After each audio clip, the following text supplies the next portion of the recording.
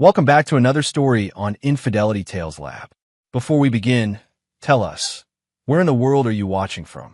Now, let's dive into today's story. Chapter 1. The Patriarch's Pride. Brian Buchanan stood in his mahogany-paneled study, adjusting the silver cufflinks that had belonged to his father. At 72, he carried himself with the bearing of a man who had built an empire from nothing.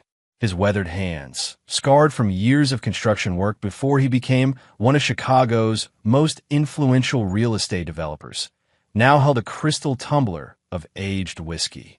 The walls around him told the story of 5 decades in business, framed photos with mayors, senators, and industry titans.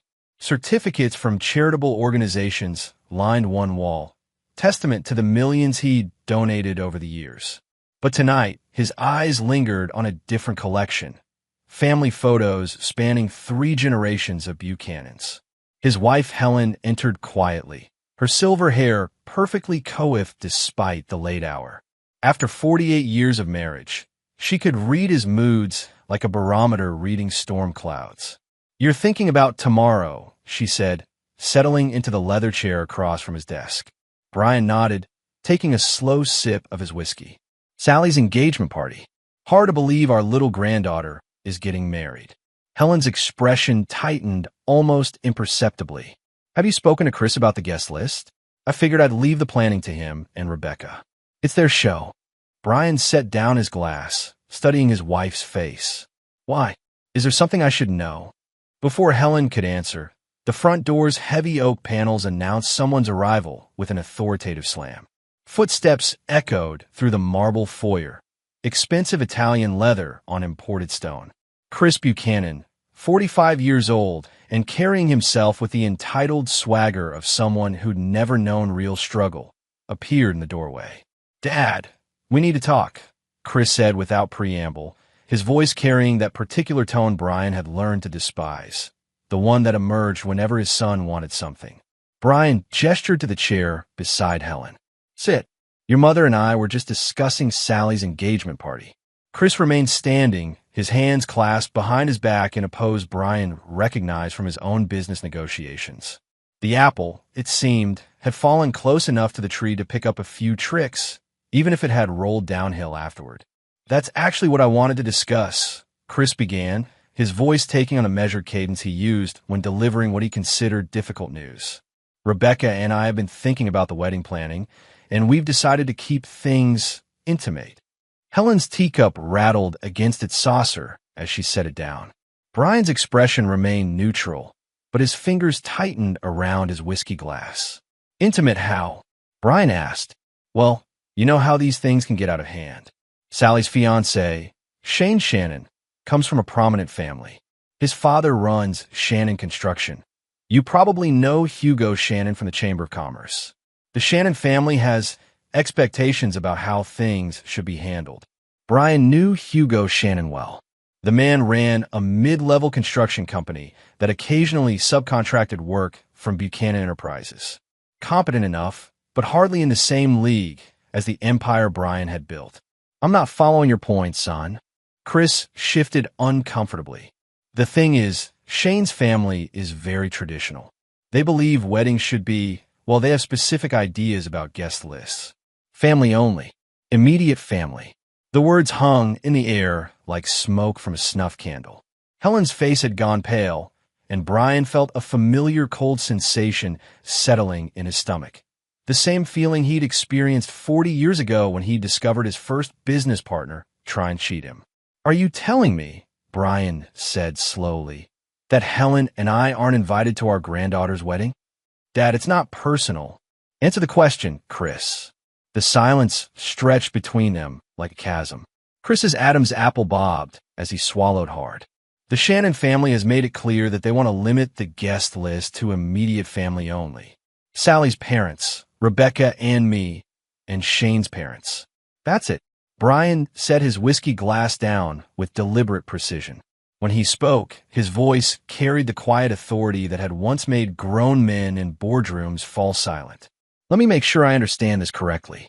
Sally, my granddaughter, whom I've loved and supported for 22 years, whose college education I funded, whose first car I bought, This Sally has decided that her grandfather and grandmother shouldn't witness her wedding day.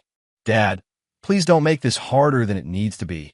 And you, my son, who grew up in a house I built, who attended private schools I paid for, who works at a company I started, you came here tonight to deliver this message instead of Sally herself. Chris's composure began to crack. It's not like that, Dad. Sally loves you and Mom. This is just about keeping things simple. Brian stood slowly, his 6'2" frame still imposing despite his age. Simple. I see. And tell me, Chris, does this simplicity extend to other areas? Will the reception be simple too? The flowers? The venue? Well, actually, we've booked the Grand Millennium downtown. The Grand Millennium. Brian's voice carried a note of interest that made Helen look up sharply. Expensive choice. Hugo Shannon's construction company must be doing better than I thought. Chris's face flushed. Shane's family is handling most of the expenses. Most of them. Well, Rebecca and I are contributing what we can, with money from your salary at my company. The truth hung between them like a blade. Chris worked as a vice president at Buchanan Enterprises, a position he'd held for 15 years despite showing little aptitude for the real estate business. His six-figure salary was more charity than earned income, a fact that everyone in the family understood but never discussed. Dad, I know you're upset. Upset. Brian's voice remained dangerously quiet. Son, I haven't begun to show you upset. He walked to his desk and pulled out a leather-bound checkbook, the gold pen moving across the paper with swift, practiced strokes. He tore off the check and held it out to Chris. What's this? Chris asked, taking the paper. A wedding gift. For Sally. $25,000. Chris's eyes widened as he looked at the amount. Dad, this is incredibly generous. I don't know what to say. Don't say anything. Just give it to Sally with my love. Brian's smile was thin and cold. After all, it's the least I can do for a granddaughter who values family so much that she wants to keep her wedding simple. Helen had been watching this exchange with growing alarm. She knew that smile, had seen it before when Brian was preparing to destroy a business rival who had underestimated him. Brian, she said carefully, maybe we should all sleep on this. Emotions are running high.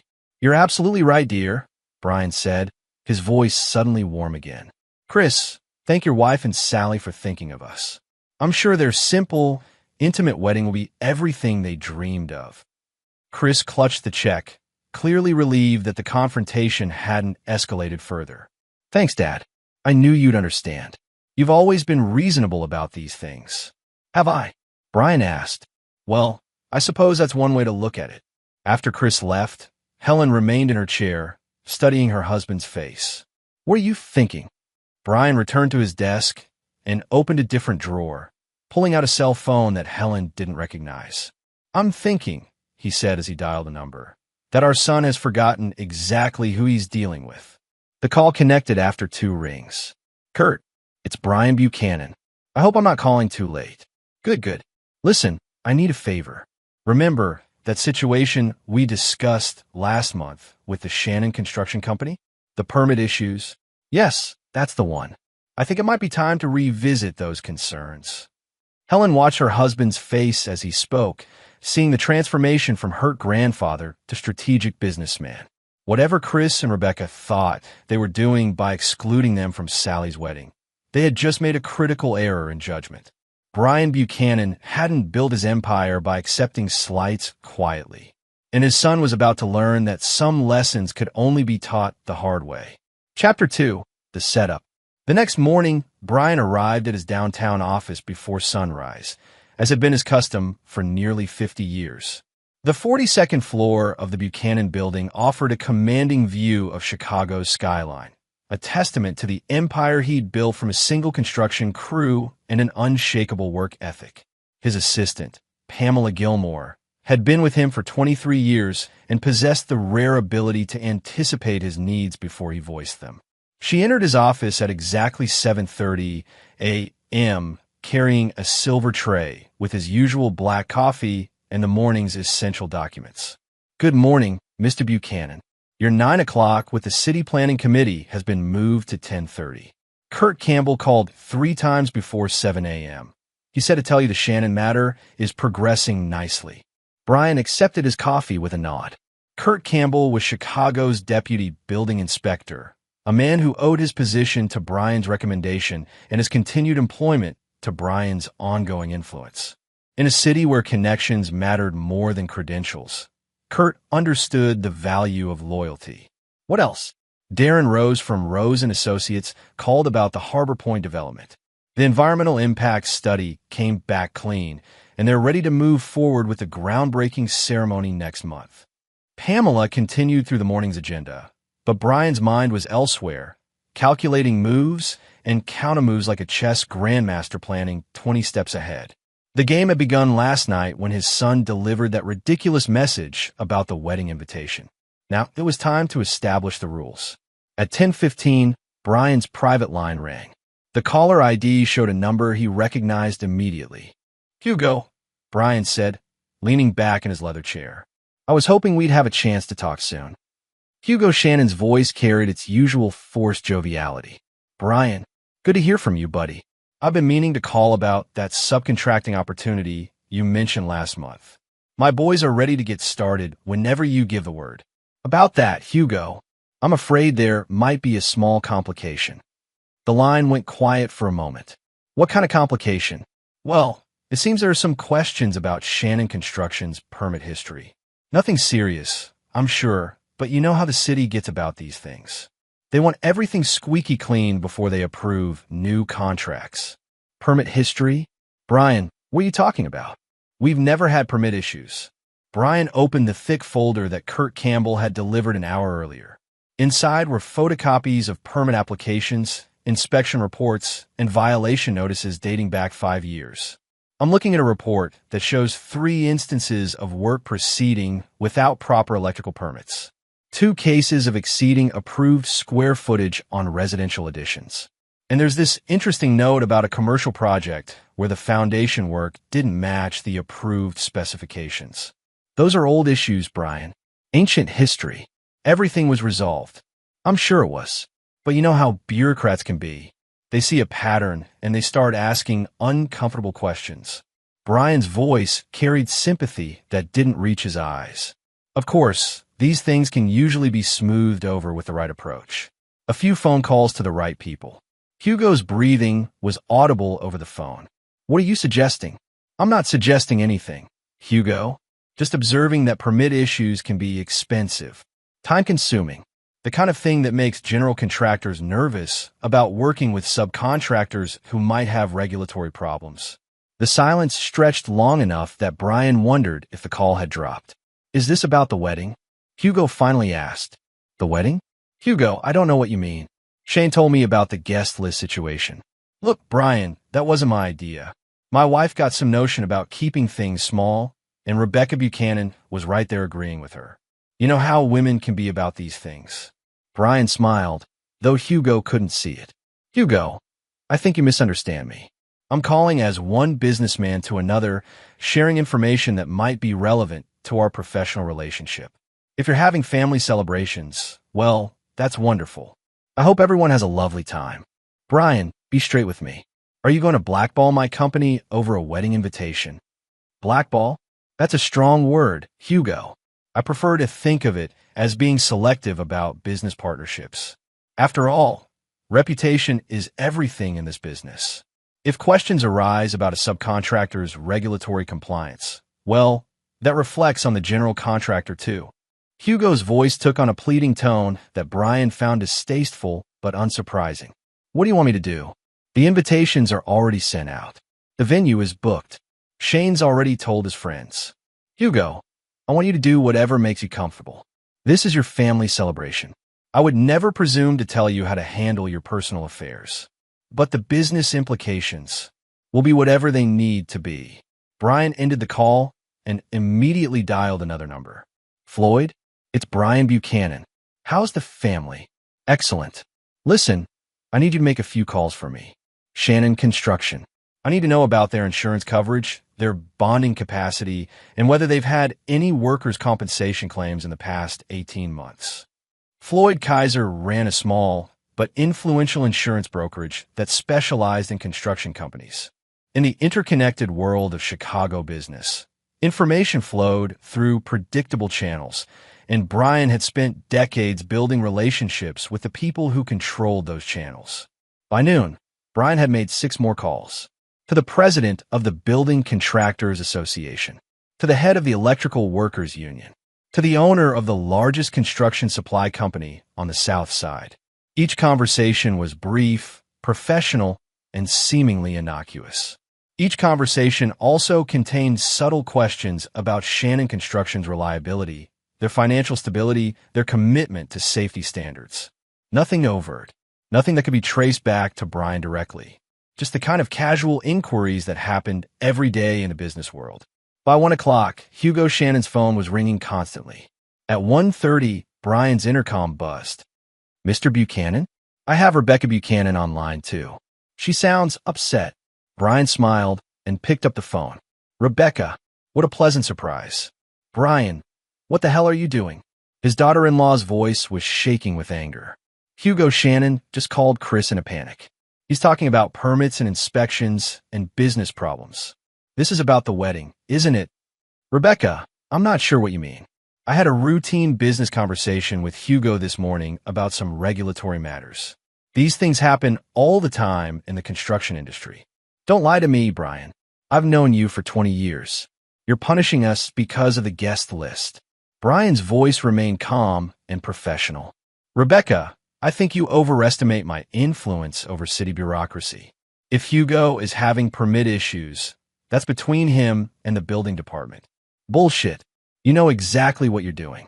I know that my granddaughter is getting married, and I want her to have the wedding she dreams of. A small, intimate affair, as Chris explained to me. I'm sure it will be perfect." "Brian, please. This isn't about you and Helen. The Shannon family has very specific ideas about wedding traditions. They wanted to keep the ceremony small and have a larger reception later." This was news to Brian, but he filed it away without letting his surprise show in his voice. "That sounds lovely. Very thoughtful of them to plan 2 celebrations. The point is, you and Helen were always going to be invited to the reception. This is just a misunderstanding.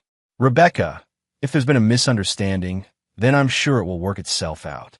In the meantime, please give Sally my love and tell her how excited Helen and I are to hear about her wedding plans. Even if we can't be there to witness the ceremony, we'll be thinking of her. Brian, I have a meeting starting, Rebecca. We'll talk soon." He hung up and immediately called Kurt Campbell. "Kurt, Brian Buchanan. How are those Shannon construction files looking? Really? That's serious? Well, I suppose you'll need to follow proper procedure. When do you think the inspection team will need to visit their current job sites? Tomorrow? My goodness, that does seem urgent." Brian ended the call and sat back in his chair, looking out at the Chicago skyline. Somewhere out there, his granddaughter was planning a wedding that he wouldn't be invited to attend. Somewhere else, Hugo Shannon was beginning to understand the cost of that decision. The game was just beginning, and Brian Buchanan had always been very good at games. Chapter 3, Pressure Points. Sally Buchanan sat in her childhood bedroom, staring at her laptop screen through tears that blurred the wedding planning checklist she'd been working on for months. At 22, she possessed her grandfather's steel gray eyes and her grandmother's delicate features. But right now, she looked far younger than her years. Her mother, Rebecca, paced the room like a caged animal. Cell phone pressed her ear as she spoke in urgent whispers to someone on the other end. Sally caught fragments of the conversation. "Complete disaster," and "Your father's lost his mind," and "Shannon family is freaking out." When Rebecca ended the call, she turned to her daughter with an expression Sally had never seen before. Fear mixed with fury and something that looked almost like respect. "Sally, honey, we need to talk." "Mom, I heard you on the phone. What's happening with Shane's family?" "Mrs. Shannon called me 3 times this morning, but I was in class and couldn't answer." Rebecca sat on the bed beside her daughter, taking Sally's hands in hers. "There are some complications with the wedding plans. It seems your grandfather is upset about not being invited to the ceremony." Sally's face crumpled. "Mom, I never wanted to exclude Grandpa Brian and Grandma Helen. That was never my idea. Mrs. Shannon insisted that keeping the ceremony small was the proper way to do things, and you agreed. I know, sweetheart. I know. Rebecca's voice carried a weariness that made her sound older than her 43 years. But your grandfather doesn't see it that way. And when your grandfather gets upset, she trailed off, staring out the window at the manicured lawn that Brian had paid to have installed when Sally was 5 years old. What do you mean? Sally asked. Before Rebecca could answer, the landline rang. Sally answered it without thinking. Hello. Is this Sally Buchanan? The voice was unfamiliar, professional, and cold. Yes, this is Sally. Miss Buchanan, this is Craig Cardenas from Chicago Building Inspection Services. I'm calling regarding your upcoming wedding reception at the Grand Millennium Hotel. We've received some concerns about the venue's compliance with current fire safety regulations, and we'll need to conduct a full inspection before any large gatherings can be approved. Sally's stomach dropped. What kind of concerns? I can't discuss the specific nature of the complaint, but I will say that if we find any violations, the event will need to be canceled until all issues are resolved. The inspection is scheduled for tomorrow morning. The line went dead. Sally stared at the phone, her mind struggling to process what she'd just heard. Mom, she said in a small voice. I think Grandpa is really upset. Rebecca took the phone from her daughter's trembling hands. Oh, honey, he's more than upset. He's at war. An hour later, Shane Shannon arrived at the Buchanan house looking like he'd aged 5 years overnight. His usually perfect blonde hair was disheveled, his designer shirt wrinkled, and his hands shook as he embraced Sally. This is insane, he said without preamble. My dad spent the morning fielding calls from contractors, suppliers, even his insurance company. Everyone's asking questions about permit compliance and safety violations. His biggest client just put their project on hold, pending review of regulatory issues. Rebecca and Sally exchanged glances. What exactly did they tell him? Rebecca asked. That's the crazy part. Nobody's accusing us of anything specific. It's all questions and concerns and routine inquiries. But everyone's acting like we're about to lose our licenses or get shut down by the city. Shane collapsed into a chair, running his hands through his hair. My mom is convinced this is all your grandfather's doing, but I told her that's impossible. I mean, he's just a real estate developer, right? He doesn't have that kind of influence over the whole construction industry. Sally and Rebecca looked at each other again, and Shane caught the expression. Right? He repeated, his voice rising. Please tell me I'm right. Rebecca sighed. Shane, you need to understand something about Brian Buchanan. He didn't get where he is by playing nice or forgetting slights. When someone crosses him, she gestured helplessly at the phone, which had been ringing constantly for the past 2 hours. But this is crazy, Shane protested. It's just a wedding invitation. We weren't trying to insult him. It doesn't matter what you were trying to do, Rebecca said sharply. What matters is what you did. You excluded a man who spent the last 22 years treating Sally like his own daughter, who paid for her education, who's been planning to walk her down the aisle since the day she was born. I never asked him to pay for my college, Sally whispered. He just did it. He said education was the best investment he could make in my future. Shane looked stricken. Sally, I didn't know. Of course you didn't know, Rebecca interrupted. Because you never bothered to ask about our family dynamics before you and your mother decided to redesign Sally's wedding to fit your social expectations. The room fell silent except for the sound of Sally's quiet sobbing. After a few minutes, Shane spoke again. What can we do? How we fix this? Rebecca's laugh was bitter. I don't know if we can. I've known Brian for 20 years, and I've never seen him this angry. He's not just upset, he's hurt. And when Brian Buchanan gets hurt, he doesn't get mad. He gets even. As if summoned by her words, the doorbell rang. Rebecca went to answer it, returning a few minutes later with an overnight delivery envelope. It's for you, she told Sally, handing over the package. Inside was a single sheet of expensive stationery with Brian's personal letterhead and a cashier's check for $25,000. Sally read the letter aloud, her voice breaking.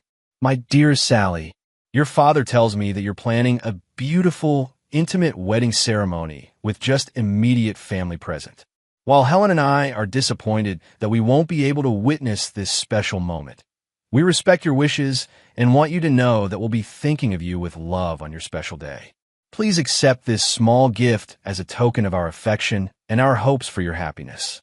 Use it for whatever will make your wedding day perfect. We look forward to seeing you soon, perhaps when you return from your honeymoon. All our love, Grandpa Brian and Grandma Helen. Sally stared at the check, her tears falling freely now. $25,000, she whispered. He's giving me $25,000 for a wedding he's not invited to. Shane looked confused. That's incredibly generous. Maybe this means he's not as angry as we thought. Rebecca shook her head. Shane, you still don't understand.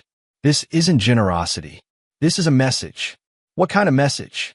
He's telling us that money isn't the issue. This isn't about economics or business relationships or social standing. This is about family. And we just told him he's not family. The phone rang again. This time, Sally answered. Sally. The voice was older, shaky with emotion. Sweetheart, this is Grandma Helen. Grandma, Sally sobbed into the phone. I'm so sorry. This wasn't supposed to happen this way. I know, honey. I know. Listen to me carefully. Your grandfather loves you more than anything in this world. He's hurt right now, and when he's hurt, he does things. Big things. He can't help himself. What do you mean? Helen's voice was urgent now. Sally, you need to call him. Tonight. Tell him you made a mistake. Tell him you want him at your wedding. Before this goes too far. But the Shannon family. Forget the Shannon family, sweet pea. If you want to get married, you're going to need a venue that passes inspection, vendors who show up, and a fiancé whose family business isn't destroyed by regulatory investigations. Sally felt cold dread settling in her stomach. Grandma, what is he going to do? Honey, Helen said sadly. I think he's already doing it. After Sally hung up, the three of them sat in silence for several minutes. Finally, Shane spoke. We have to uninvite him, don't we? Sally nodded, fresh tears streaming down her face. I have to call him. I have to fix this. But as she reached for the phone, it rang again. This time, the caller ID showed her grandfather's office number. Sally answered with a trembling voice. Grandpa, hello, sweetheart. Brian's voice was warm, loving, and completely terrifying in its calmness. I hope you received my little wedding gift. I wanted to make sure you had everything you needed for your special day. Grandpa, I need to talk to you about the wedding. There's been a misunderstanding. Oh, sweet pea, there's no misunderstanding at all. You want a small, intimate ceremony with just immediate family. I think that's wonderful. Very mature of you to know exactly what you want. But Grandpa, now, I don't want you to worry about anything, Sally. Grandpa's going to make sure your wedding day is absolutely perfect. Everything is going to work out exactly the way it's supposed to. The line went dead, and Sally stared at the phone in her hand. Somewhere in downtown Chicago, Brian Buchanan was making more phone calls, and Sally was beginning to understand that her simple, intimate wedding was about to become very complicated indeed. Chapter 4. The Unraveling. Hugo Shannon sat in his cramped office at 6 a.m., surrounded by stacks of violation notices, inspection reports, and legal documents that seemed to multiply every time he looked away. His coffee had gone cold hours ago, but he couldn't bring himself to leave his desk long enough to get another cup. The phone rang for what felt like the 100th time that week.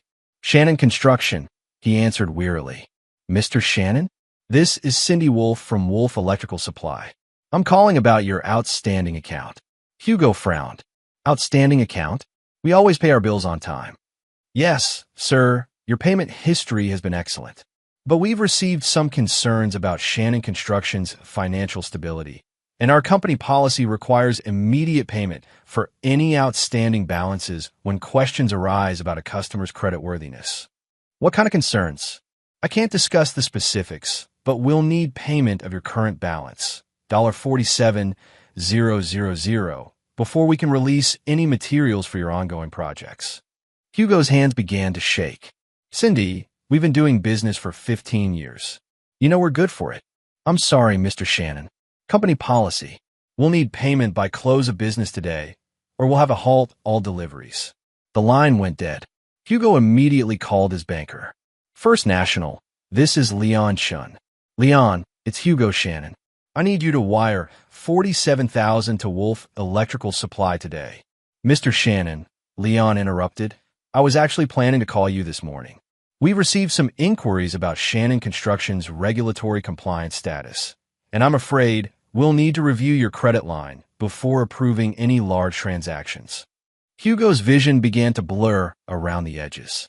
Leon, what the hell is going on? First, the suppliers want immediate payment.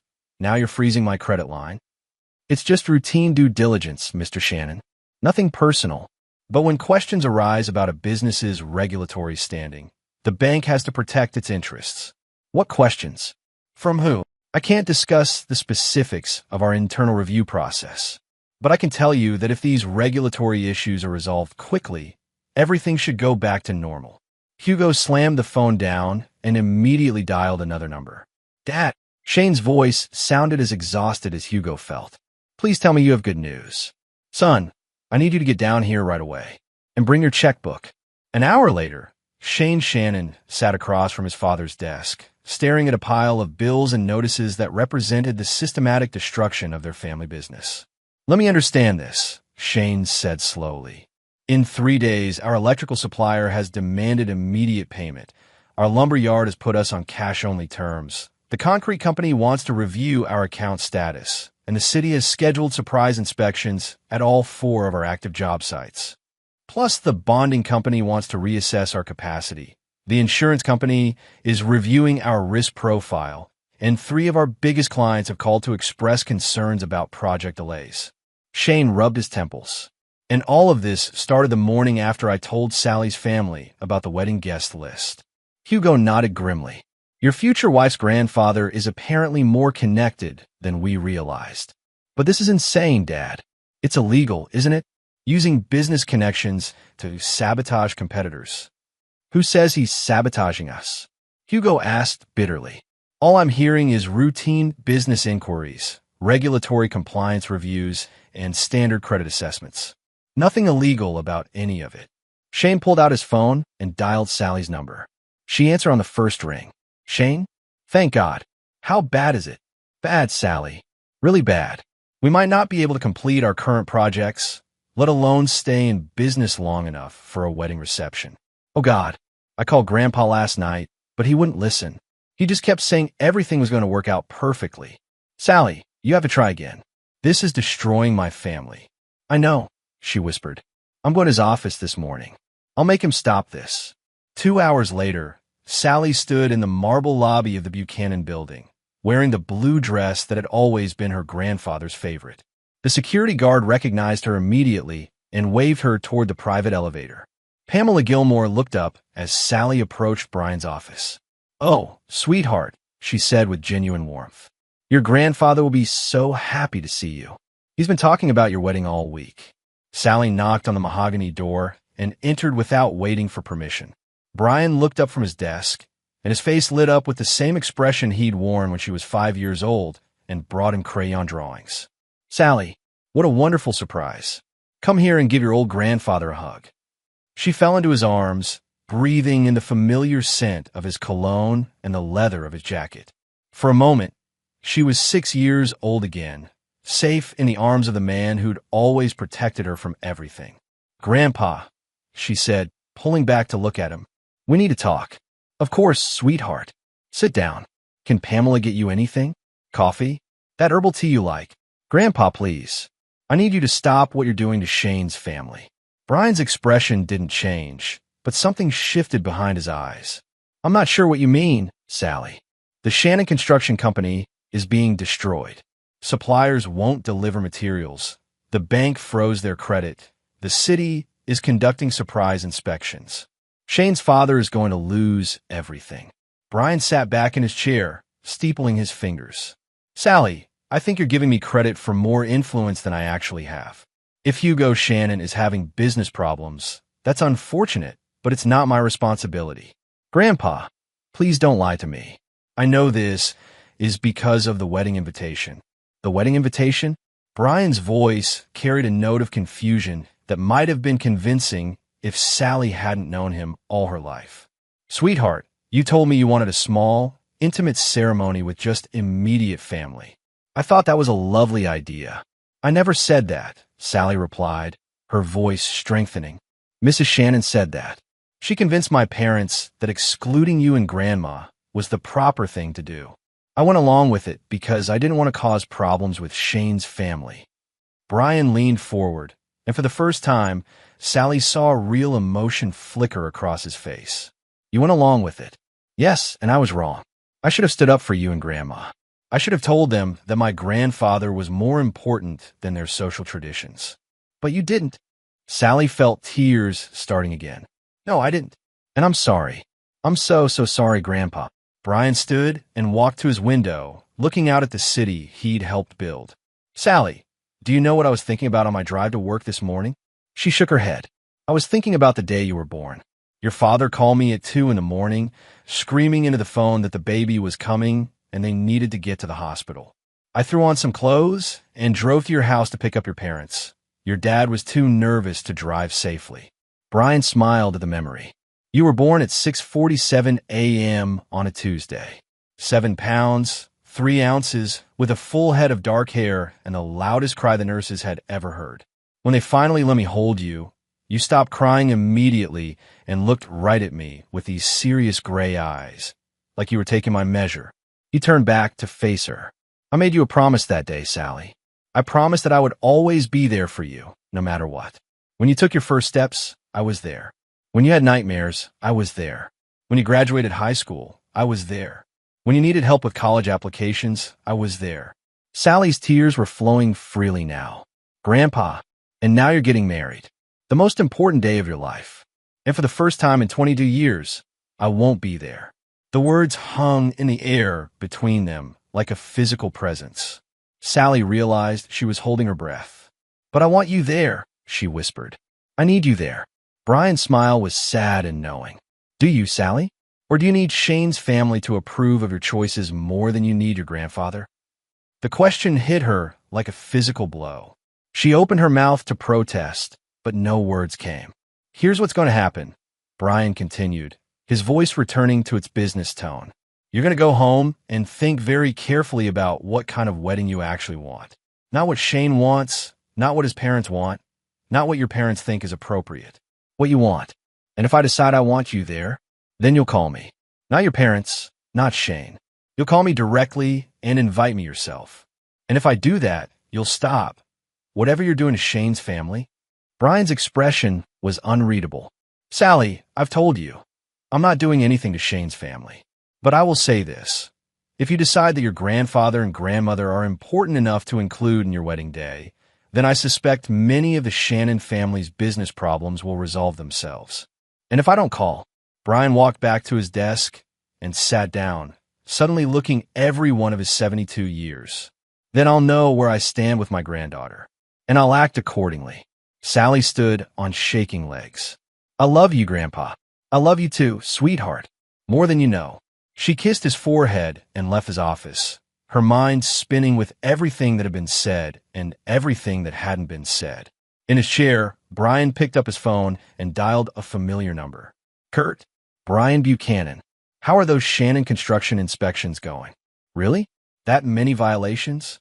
Well, I suppose you'll have to follow proper procedure. Safety first, as always. The game was accelerating, and Sally Buchanan was about to learn that some choices couldn't be undone. Chapter 5. The Reckoning. At 3 p.m. on Thursday afternoon, Sally stood in her childhood bedroom holding 2 phones, her cell phone in her right hand, the landline in her left. She'd been staring at them for 20 minutes, paralyzed by a decision that should have been simple but felt like choosing between her past and her future. Downstairs, she could hear Shane pacing in the kitchen while her mother made anxious phone calls to wedding vendors. The reception hall had called that morning to inform them that their event was under review, pending the results of a fire safety inspection. The caterer wanted additional insurance documentation. Even the florist was suddenly concerned about liability issues for events at venues with regulatory questions. Her grandmother's words echoed in her head. If you want to get married, you're going to need a venue that passes inspection, vendors who show up, and a fiancé whose family business isn't destroyed by regulatory investigations. Sally dialed her grandfather's direct line. Brian Buchanan. Grandpa, it's Sally. Hello, sweetheart. How are you doing? His voice was warm, concerned, completely normal, which somehow made everything worse. "I'm calling to invite you to my wedding," she said quickly, before she could lose her nerve. "You and Grandma. I want you both there for the ceremony and the reception. I should have invited you from the beginning, and I'm sorry I didn't." The silence stretched so long that Sally wondered if the call had dropped. "Sally," Brian finally said, "I need you to be very clear about something. Are you inviting me because you want me there, or because you're afraid of what will happen if you don't?" The question cut straight to the heart of everything she'd been avoiding. Sally sank on her bed, her free hand pressed to her forehead. "I don't know," she admitted. "I honestly don't know anymore." "Then you're not ready to get married." The words hit her like ice water. "What?" "Sally, marriage isn't about pleasing other people or avoiding consequences. It's about choosing your family, the family you're going to build with your husband. If you can't stand up to Shane's parents about a wedding invitation, how are you going to handle the real challenges? What happens when they want to control where you live, how you raise your children, what career choices you make?" Sally felt something breaking apart inside her chest. "Grandpa, that's not fair. Life isn't fair, sweetheart. But marriage has to be honest. You can't build a life with someone when you're more afraid of disappointing his parents than disappointing yourself." "So what are you saying? That I shouldn't get married?" "I'm saying you should marry Shane when you're ready to choose him over everyone else's opinions, including mine. When you can invite who you want to your wedding without fear or guilt or pressure. When you can look your husband in the eye and know that you chose your life together freely." Sally was crying now, ugly sobs that shook her whole body. "I do love him, Grandpa. I do want to marry him. I believe you. But love isn't enough, Sally. You also have to be brave enough to fight for that love when other people try to diminish it. What if he breaks up with me over this? What if his parents convince him I'm not worth the trouble?" Brian's voice grew gentle. Then he was never worth having in the first place. After she hung up, Sally sat in silence for nearly an hour. When she finally went downstairs, Shane and her mother were huddled around the kitchen table with a laptop, frantically searching for alternative wedding venues. "Any luck?" Sally asked, though their expressions already provided the answer. "The Riverside Country Club is booked until next spring," Rebecca said without looking up. "The Fairmont has one date available, but they want a $50,000 security deposit due to recent questions about event planning compliance in the Chicago area." Shane looked up at Sally with desperate eyes. "Did you talk to your grandfather?" "Yes." "And?" Sally pulled out a chair and sat down across from them. "He's not going to stop what he's doing until I invite him to the wedding personally. Not because I'm afraid of what he'll do, but because I actually want him there." Shane's face flushed with anger. "That's blackmail." "Yes," Sally agreed quietly. "It is. So we'll invite him," Rebecca said quickly. "Problem solved. Call him back and tell him he's invited." Sally shook her head. "It's not that simple, Mom. He knows why I called. He knows I'm only inviting him to stop the business pressure on Shane's family." "So what?" Shane demanded. "The important thing is that we get this nightmare ended." Sally looked at her fiancé, really looked at him, and felt something shift inside her chest. "Shane, do you want my grandfather at our wedding? I want to get married without my family losing everything in the process." "That's not what I asked." Shane's jaw tightened. "Sally, I don't understand what's happening here. Your grandfather is destroying my family's business over a stupid wedding invitation. Normal people don't behave this way." "You're right. Normal people don't. But then again, normal people also don't exclude their fiancé's grandparents from their wedding because it doesn't fit their social expectations." The temperature in the room seemed to drop 10 degrees. Rebecca cleared her throat nervously. "Sally, honey, maybe we should focus on solving the immediate problem." "The immediate problem," Sally interrupted, "is that everyone in this situation is more concerned about saving face than doing what's right." Shane stood up abruptly, his chair scraping against the floor. "What's that supposed to mean?" "It means your mother decided my grandparents weren't important enough to include in our wedding, and instead of standing up for my family, I went along with it because I didn't want to cause problems. Now we're all paying the price for that cowardice." "Cowardice?" Shane's voice was dangerously quiet. "Sally, my mother has very specific ideas about wedding traditions. She was trying to honor those traditions." "Whose traditions, Shane?" "Because in my family's tradition, The people who love you most are the ones who get to witness your wedding day. The people who supported you and cared for you and helped shape you into the person you are today. And in my family's tradition, weddings are intimate affairs between immediate families only. Sally felt something crystallize in her mind, a clarity she'd been missing for months. Then maybe our family's traditions are incompatible. The words hung in the air like a challenge. Shane stared at her, his face cycling through confusion, anger, and something that might have been fear. What are you saying, Sally? I'm saying that I've spent the last 6 months planning a wedding that makes everyone else happy while ignoring what I actually want. I'm saying that the fact we're having this conversation at all proves we're not ready to get married. Rebecca leaned forward urgently. Sally, you're upset. You're under a lot of pressure. Maybe you should take some time to think. I've been thinking, Mom. For the first time in months, I'm actually thinking clearly. Sally turned back to Shane. I want my grandparents at my wedding. I want them in the front row, and I want my grandfather to walk me down the aisle because my own father is too busy trying to manage his business relationship with my grandfather to stand up for what's right. Shane's face went pale. Sally, you're talking about calling off the wedding over a guest list issue. No, Shane. I'm talking about postponing the wedding until we figure out how to build a marriage that we both actually want instead of one that meets everyone else's expectations. The silence that followed was deafening. Finally, Shane spoke, his voice hollow. My parents will never forgive this humiliation. Then I guess you have a choice to make, Sally said quietly. You can choose to marry me and deal with your parents' disappointment, or you can choose to make your parents happy and find someone else to marry. Shane stared at her for a long moment, and Sally saw something in his expression that she'd never noticed before, a weakness, a willingness to choose the path of least resistance, even when it meant sacrificing the people he claimed to love. I need some air, he said finally, grabbing his keys and walking toward the door. Shane, Sally called after him. He turned back, hope flickering in his eyes. When you're ready to plan a wedding that's about us instead of about everyone else's expectations, Sally said, call me. The door closed behind him with a soft click, and Sally was left alone with her mother in the kitchen, where she'd eaten breakfast every morning for 18 years. Oh, honey, Rebecca said softly. What have you done? Sally reached for her phone and dialed her grandfather's number. Grandpa, it's Sally. I need to come see you. And this time, I know exactly what I want to say. Chapter 6. The Truth. Sally found her grandfather in his study that evening. Not behind his imposing desk, but sitting in the worn leather armchair by the fireplace, reading a book with his glasses perched on his nose. The room was lit by a single lamp and the glow from the fireplace, creating the kind of intimate atmosphere that belonged more to family conversations than business negotiations. Grandpa, he looked up and smiled, the kind of smile that had always made her feel like the most important person in the world. Sally, sweetheart, come sit with me.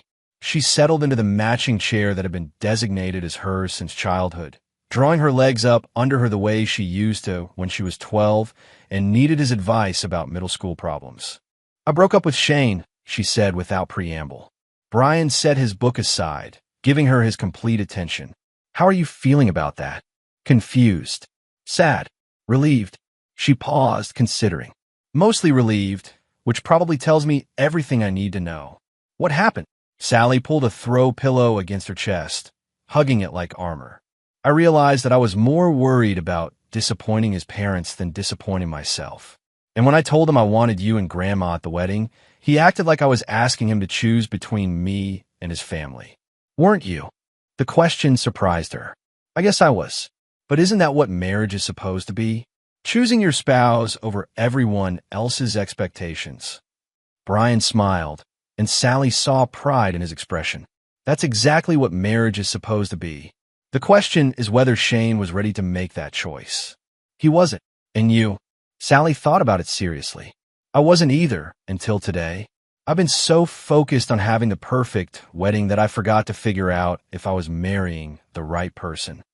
They sat in comfortable silence for a few minutes, listening to the crackling of the fire. Finally, Sally spoke again. Grandpa, can I ask you something? Anything. Did you really destroy the Shannon family's business over a wedding invitation? Brian was quiet for so long that Sally wondered if he was going to answer at all. When he finally spoke, his voice carried a weight she'd never heard before. Sally, when I was 25 years old, I made a mistake that almost cost me everything. I trusted the wrong person with something important, and they used that trust to try to destroy me. He stared into the fire, his mind clearly in another time and place. I had started a small construction company, just me and 2 employees. We landed our first big contract, a commercial building downtown. I was so excited that I was going to prove myself, show everyone that the kid from the South Side could make it in the big leagues. What happened? My business partner at the time was a man named Vincent Morrison. Older than me, more connected, seemed to know everyone in the industry. He convinced me to let him handle the regulatory side of the business while I focused on the actual construction. Brian's jaw tightened. What I didn't know was that Vincent had been taking shortcuts on permits, bribing inspectors, using substandard materials. When the building inspector finally showed up to do a proper assessment, we had violations that could have put us out of business permanently. Oh, Grandpa. Vincent tried to blame everything on me. Said I was the one who had cut corners, that he tried to warn me, but I wouldn't listen. If I hadn't kept detailed records of every decision, every conversation, every material order, I would have lost everything. Sally was beginning to understand. So you learned how to protect yourself. I learned that in business and in life, people will judge you not by your intentions, but by your actions. And I learned that sometimes the only way to protect the people you love is to make sure that the people who would hurt them understand the consequences of their choices. Is that what you did to the Shannons? Brian met her eyes directly. I made some phone calls. I asked some questions. I reminded certain people in the industry that regulatory compliance is important and that businesses with questionable practices create risks for everyone they work with. You didn't lie about anything? I didn't have to. Hugo Shannon has been cutting corners for years, assuming that his connections would protect him. When those connections dried up, his actual practices spoke for themselves. Sally felt a chill. So the violations were real? Every single one of them. The permit issues, the safety problems, the substandard work, all of it was documented and legitimate. I just made sure the right people knew about it. But you could have made those problems go away just as easily as you created them.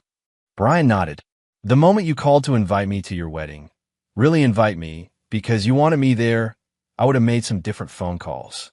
The violations would have been categorized as minor issues. The suppliers would have remembered that Shannon Construction has been a reliable customer for years, and Hugo's business would have continued exactly as it was before.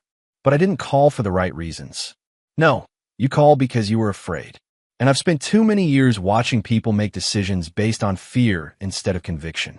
Sally was quiet for several minutes, processing everything he'd told her. Finally, she looked up at him. Grandpa, Shane called off the wedding permanently about an hour ago. He said his family could never recover from the humiliation of what happened, and that he couldn't marry someone who would choose her grandfather over his parents. I'm sorry, sweetheart. Are you? Really? Brian considered the question carefully. I'm sorry that you're hurting. I'm sorry that you had to go through the pain of realizing that someone you cared about wasn't the person you thought he was. But am I sorry that you learned this before you married him instead of after? No, Sally. I'm not sorry about that at all. Sally felt tears starting again, but they were different tears than she'd been crying all week. Cleaner somehow, more honest. What happens now to the Shannon family? What do you want to happen? The question caught her off guard. What do you mean? Hugo Shannon and his son treated you and our family with disrespect, but they didn't do it out of malice. They did it out of arrogance and social climbing. The question is whether you think they've learned their lesson or whether they need to face more serious consequences. Sally thought about Shane's pale face when she told him she wanted her grandparents at the wedding. She thought about Mrs. Shannon's imperious tone when she'd explained that proper weddings didn't include extended family. She thought about her own parents' willingness to go along with exclusions rather than cause social awkwardness. I think, she said slowly, that they've learned as much as they're capable of learning. Brian smiled. Then I think it's time for Hugo Shannon's business problems to resolve themselves. Mistakes happen in all industries, and most problems can be fixed with proper attention and good intentions. Just like that. Just like that. Brian reached over and took her hand. Sally, I want you to understand something. I didn't do what I did to punish Shane or his family for excluding me from your wedding. I did it to show you what it looks like when someone chooses to fight for the people they love, even when it's difficult or expensive or socially awkward. I understand. Do you? Because the most important lesson isn't about me or Shane or even this wedding. It's about you learning to stand up for what matters to you, even when other people try to convince you that their priorities are more important than your own. Sally squeezed his hand. I think I'm starting to understand that. Good. Because there's something else I need to tell you. Sally's stomach tightened. What? Brian's expression grew serious. Your father has been involved in some business dealings that he hasn't told you about. Dealings that affect your future in ways you don't realize. What kind of dealings? That, Brian said, standing and walking to his desk, is a conversation we need to have with your father present. I think it's time Chris learned that actions have consequences and that some lessons are more expensive than others. As he reached for his phone to call Chris, Sally realized that her broken engagement might have been the simplest part of this family drama. The real reckoning, she suspected, was just beginning. Chapter 7. Family Reckonings. Chris Buchanan arrived at his father's house 45 minutes after receiving the summons. His face flushed from either the cold October air or the anxiety that had been gnawing at him since Hugo Shannon's frantic phone calls began 3 days ago. He found Brian and Sally in the study, sitting across from each other like co-conspirators planning their next move. Dad, Sally, he said, settling heavily into the third chair. I assume this is about the wedding situation. Among other things, Brian replied, his voice carrying the neutral tone that Chris had learned to fear during his teenage years. Sally has some news to share with you. Sally straightened in her chair. Dad, I broke up with Shane. The wedding is off. Chris blinked several times, as if trying to process information that didn't compute. What do you mean off? Sally, you can't just call off a wedding because of a family disagreement. I can and I did. Sally's voice was steady, carrying an authority that reminded Chris uncomfortably of his father. Shane made it clear that his parents' social expectations were more important to him than my family relationships. But the deposits, the venue, the invitations will be dealt with appropriately, Brian interrupted. That's not why you're here, Chris. Chris felt his stomach drop. The tone in his father's voice suggested that the wedding catastrophe was merely the opening act in a much larger performance. Then why am I here? Brian opened a thick folder on his desk and withdrew several documents. You're here because it's time we discussed your future at Buchanan Enterprises. The blood drained from Chris's face. What about my future? Well, let's start with your current compensation package. Salary, benefits, company car, expense account. It all totals roughly $180,000 per year. Dad, I know what I make. Do you know what you're worth? The question hung in the air like a blade. Chris opened his mouth to respond, then closed it again. I've had 3 independent consultants evaluate your position and performance over the past 6 months, Brian continued, consulting the papers in front of him. The consensus is that your actual contribution to the company, in terms of revenue generated, deals closed, client relationships managed, is worth approximately $65,000 per year. Sally watched her father's face crumple as the numbers sank in. She felt a mixture of pity and disappointment that surprised her with its intensity. Dad, Chris said weakly, I've been with the company for 15 years. 15 years during which I've subsidized your lifestyle to the tune of more than $100,000 annually. Call it a family discount. Brian set down the first document and picked up another. But that's not the interesting part, Chris. The interesting part is what you've done with that subsidy. I don't understand. The house in Winnetka, the country club membership, the private school tuition for Sally, the luxury cars, the European vacations, the investment account you thought I didn't know about. Chris was beginning to look physically ill. Those are normal expenses for someone in my position. Someone in your position can't afford those expenses on their actual market value. Which raises the question, what happens when a family discount ends? The silence in the room was deafening. Sally realized she was holding her breath. You're firing me? Chris whispered. I'm restructuring your position to reflect your actual worth to the company. Effective next month, your salary will be adjusted to $65,000 per year. No company car, no expense account, no performance bonuses unless you actually perform. But I can't live on that. The mortgage payments alone. Then I suggest you find a way to increase your value to the company, or find employment elsewhere. Chris turned to Sally with desperate eyes. Sally, tell him he can't do this. I'm his son. You're my son, Brian interrupted, which is exactly why I should have done this years ago. I've enabled your mediocrity for too long, and it's made you weak. Weak? Chris's voice cracked.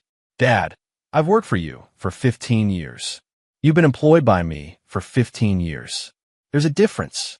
Brian stood and walked to the window, looking out at the manicured grounds that represented decades of hard work and careful planning. Chris, when I was your age, I was working 16-hour days building this company from nothing. I was making decisions that affected hundreds of employees and millions of dollars in investments.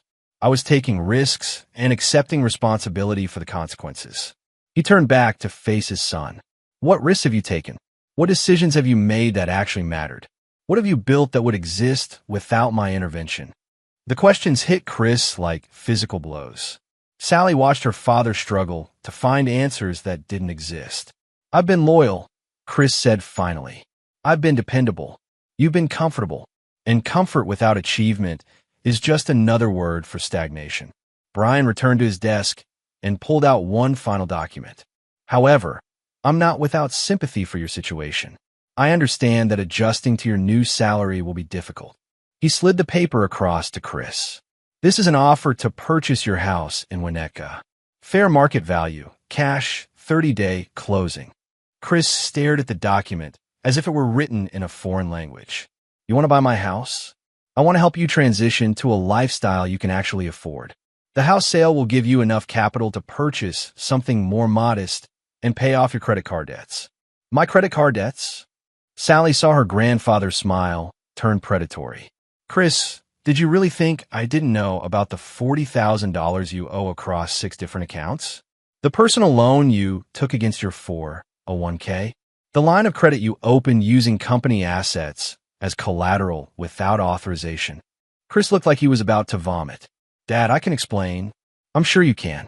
Just like you explained to Sally and Rebecca that excluding your parents from the wedding was the proper thing to do. Just like you explained to me that this was about keeping things simple. Brian's voice grew cold. What was actually about, Chris, was your embarrassment over the fact that your lifestyle exceeds your actual worth, and your fear that Hugo Shannon and his family would realize that you're not the successful businessman you pretend to be. The accusation hung in the air like a toxic cloud. Sally stared at her father, seeing him clearly for perhaps the first time in her adult life. That's not. Chris began, then stopped. Isn't it? You were so worried about maintaining your image with the Shannon family that you were willing to exclude your own parents from their granddaughter's wedding. You chose social climbing over family loyalty. Sally felt something shift inside her chest, a final piece of understanding clicking into place. Dad, is that true? Were you embarrassed by Grandpa? Chris couldn't meet her eyes. Sally, it wasn't like that. It was exactly like that, Brian said quietly. Your father has spent years trying to distance himself from his working-class roots, try to reinvent himself as old money instead of new money. Having his father, the man who worked construction before he built an empire, at his daughter's wedding didn't fit the image he wanted to project. Sally felt tears of anger and disappointment burning behind her eyes. Dad, how could you do that to your own parents? I was trying to protect you, Chris said desperately. The Shannon family is influential, connected. I thought if we played by their rules. You thought if you sacrificed your parents' feelings, you might get invited to better parties, Brian interrupted. You thought you could trade family loyalty for social advancement. The room fell silent except for the sound of Chris's labored breathing. What happens now? Sally asked quietly. Brian looked at his son with an expression that mixed disappointment with something that might have been pity. That depends on your father. He can accept his new position and salary, work to prove his actual value to the company, and begin rebuilding the relationships he's damaged. Or he can find employment elsewhere and try to maintain his lifestyle on someone else's charity. And if I choose to leave, then you leave. No severance package, no references, no family safety net. You'll be free to succeed or fail based entirely on your own merits. Chris stared at the papers on the desk, his hands trembling slightly. After what felt like an eternity, he looked up at his father. How long do I have to decide? You don't. You decided 3 days ago when you came here to deliver the Shannon family social demands instead of standing up for your own parents. Brian closed the folder and placed it in his desk drawer. Report to work Monday morning at $65,000 per year, or don't report at all. Those are your options. As Chris stood to leave, Sally called after him. Dad, he turned back, hope flickering in his eyes. I love you, she said, but I'm ashamed of you right now. And I think you should be ashamed of yourself, too. The door closed behind Chris with a soft click, leaving Sally alone with her grandfather in the study, where she'd learned some of the most important lessons of her life. Was that necessary? She asked. Brian sat back in his chair, suddenly looking every one of his 72 years. Sally, sometimes the kindest thing you can do for someone you love is to stop enabling their weakest impulses. And sometimes it's too late for kindness. They sat in silence as the fire burned lower, both thinking about the choices that had led to this moment and the ones that would determine what happened next. Chapter 8. The Reckoning Complete. The following Monday morning, Hugo Shannon sat in his truck outside the Buchanan building, staring up at the gleaming towers of glass and steel that represented everything he'd never quite achieved in his own business career. His phone had been buzzing constantly since 6 a.m. with calls from suppliers, inspectors, and clients. But this time, the news was different. The electrical supply company had called to apologize for the computer error that had flagged his account for immediate payment. The building inspector wanted to schedule a follow-up meeting to discuss resolving the minor compliance issues identified during last week's surprise inspections. 3 of his biggest clients had called to confirm that their projects were still on schedule. It was as if someone had flipped a switch, transforming his business catastrophe back into the comfortable mediocrity he'd operated in for 20 years. But Hugo knew the switch could be flipped again just as easily. He took the elevator to the 42nd floor, where Pamela Gilmore greeted him with professional courtesy and directed him to Brian's office. The walk across that marble floor reception area felt longer than any journey of his life. Brian looked up from his desk as Hugo entered, his expression neutral but not hostile. Hugo, thank you for coming. Mr. Buchanan. Hugo remained standing, unsure whether he was there as a supplicant or an equal. I got your message. Please sit. Can Pamela bring you anything? Coffee. Hugo shook his head and settled into the chair across from Brian's desk.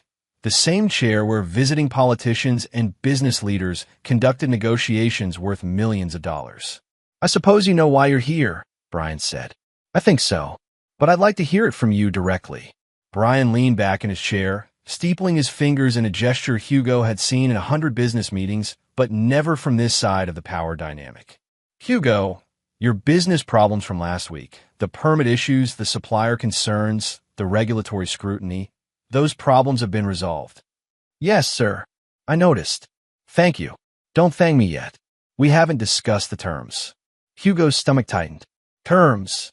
You and your family made some choices about my granddaughter's wedding that hurt people I care about. Those choices had consequences. The question now is what you've learned from those consequences. Hugo swallowed hard. Mr. Buchanan, I want you to know that the guest list wasn't my idea. My wife got some notion about wedding traditions, and Sally's parents went along with it. I should have spoken up, but I didn't want to cause family problems. You didn't want to cause problems with your wife, so you were willing to cause problems with your future daughter-in-law's family. When you put it that way, it sounds worse than I intended. Brian's smile was thin. Intentions matter less than actions, Hugo, and actions have consequences. What do you want me to do? I want you to understand something about the business world you operate in. Success isn't just about competency, though that's important. It's about relationships, trust, and understanding that your decisions affect other people's lives. Brian opened a folder on his desk. For 20 years, you've run a decent construction company. Not great, not terrible, just adequate. You made a comfortable living, employed a handful of people, completed projects on time, and mostly on budget. I've tried to run an honest business. Have you? Because I have reports here that suggest otherwise. Permit shortcuts, inspection irregularities, material substitutions that save money but compromise quality. Hugo felt his face flush. Those were isolated incidents. There were patterns of behavior that went unnoticed because you stayed small enough to avoid scrutiny. But when you decided to move in more influential circles, when you started planning weddings at venues like the Grand Millennium, you attracted attention from people who noticed details. The message was clear. Hugo's business had been operating in the shadows, and Brian had the power to drag it into the light anytime he chose. What do you want from me? I want you to run your business the way you should have been running it all along. Real permits, honest materials, legitimate safety practices. No shortcuts, no corner cutting, no good enough solutions. That will increase my costs significantly. Then increase your prices accordingly. Or improve your efficiency. Or find a different line of work. Hugo stared at the man across the desk, recognizing that his comfortable mediocrity was being replaced by a choice between excellence and failure. And if I agree to these terms, then Shannon Construction will find that some very lucrative subcontracting opportunities become available. Projects where attention to quality and regulatory compliance are valued more than low-bid pricing. And if I don't, Brian's expression didn't change, but Hugo felt the temperature in the room drop several degrees. Then you'll discover that Chicago's construction industry is smaller and more interconnected than you realized. Word travels fast when questions arise about a contractor's reliability. The offer was clear: accept Brian's oversight and profit from his connections, or refuse and face systematic exclusion from the business community Brian influenced. How long do I have to think about it? You don't. You've already demonstrated your decision-making process, and it's what got us here. Either you commit to running your business properly, starting today, or you don't. Hugo thought about his son Shane, who had called that morning to tell him the wedding was off permanently and that he was considering job opportunities in other cities.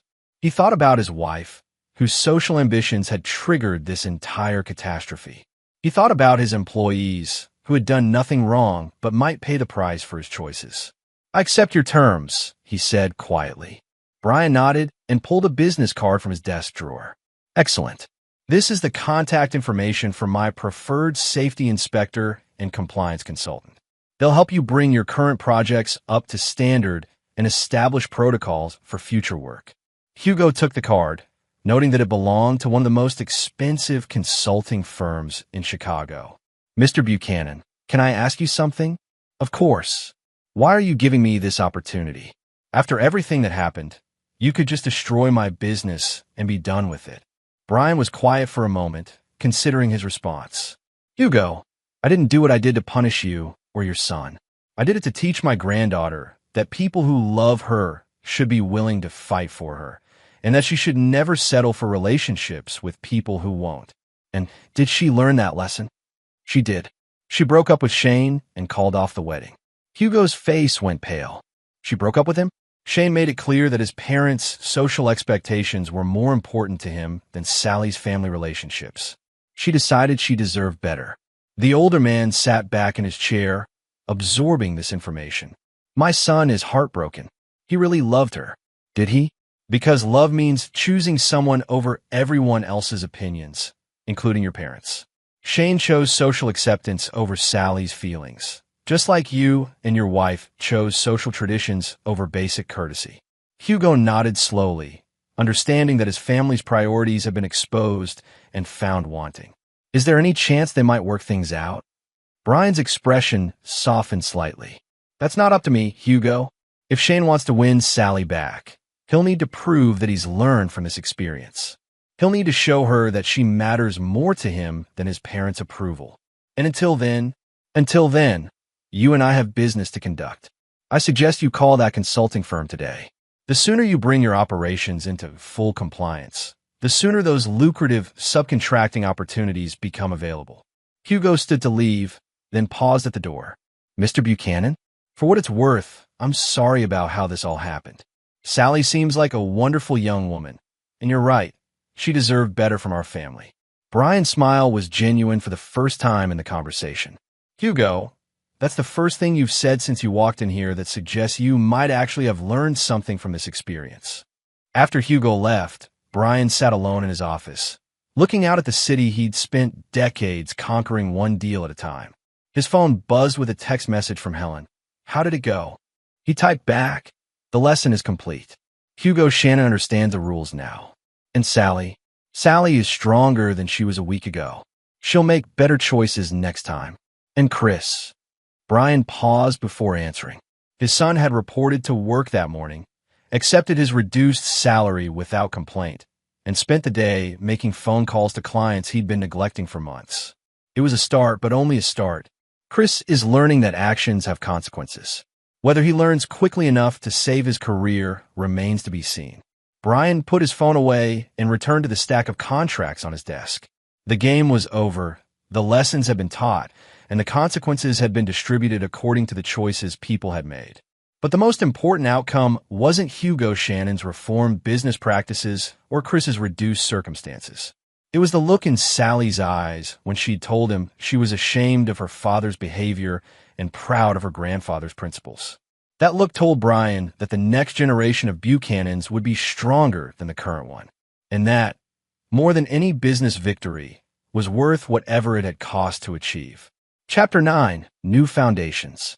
3 months later, Sally stood in her grandfather's study, wearing a navy blue interview suit and holding a letter that had arrived in the morning mail. The late January sunlight streamed through the windows, highlighting the silver in Brian's hair as he looked up from the real estate contracts he'd been reviewing. How did it go? He asked, setting aside his work to give her his full attention. I got the job. Sally's smile was radiant, different from the careful, people-pleasing expression she'd worn for most of the previous year. This smile belonged entirely to her. Senior marketing coordinator at Morrison & Associates. They want me to start Monday. Brian stood and embraced her, his pride evident in the strength of his hug. Congratulations, sweetheart. Tell me about it. It's a mid-sized firm that specializes in commercial real estate development. They like my business degree and my internship experience, but what really impressed them was my understanding of family business dynamics. She laughed, and Brian heard a confidence in her voice that hadn't been there before. Apparently, my interview stories about learning to navigate complex stakeholder relationships made quite an impression. I'm not surprised. You've had excellent training in that area recently. They settled into their usual chairs by the fireplace, the same chairs where they'd had some of the most important conversations of Sally's life. How's your father adjusting to his new position? Brian asked. Sally's expression grew more serious. Better than I expected, actually. He's been working longer hours, taking on projects he used to delegate, actually engaging with clients instead of just managing paperwork. And the lifestyle adjustments. They moved into a smaller house in Arlington Heights. Mom had to give up the country club membership and trade her BMW for a Honda, but she's handling it better than I thought she would. Sally paused, choosing her words carefully. I think Mom is actually happier now. The constant pressure to keep up appearances was exhausting her. She started volunteering at the Literacy Center and taking art classes. She seems more like herself. Brian nodded approvingly. Sometimes the most liberating thing that can happen to someone is discovering they can live without the things they thought they needed. Dad is learning that lesson too. He told me last week that he's been promoted to project manager on the Harbor Point development. Real responsibilities, real authority. He earned it. His work on that project has been exceptional. Sally studied her grandfather's face. You're proud of him. I'm proud that he's choosing to grow instead of giving up. The salary reduction was never about punishment, Sally. It was about motivation. I know, and I think he's finally figured that out. They sat in comfortable silence for a few minutes, watching the flames dance in the fireplace. Finally, Sally spoke again. Grandpa, I have something to tell you. Her tone was serious enough to make Brian give her his complete attention. What is it?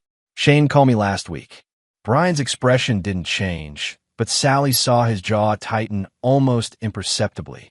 And he wanted to apologize. For everything.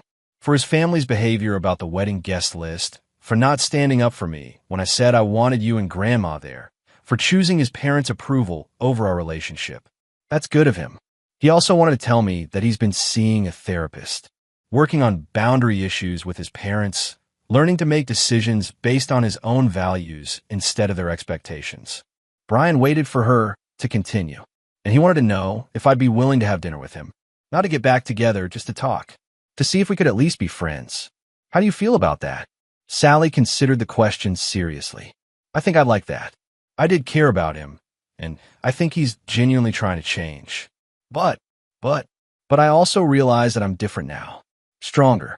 I know what I'm willing to compromise on and what I'm not. I know the difference between loving someone and needing their approval. Brian's smile was proud and sad at the same time. That's one of the most important lessons anyone can learn. I have you to thank for that, for showing me that people who love me should be willing to fight for me, and that I should never settle for less. Sally, the only thing I did was refuse to pretend that being excluded didn't hurt. You're the one who chose to stand up for what mattered to you, even when it cost you a relationship you thought you wanted. Sally pulled an envelope from her purse. I have something for you.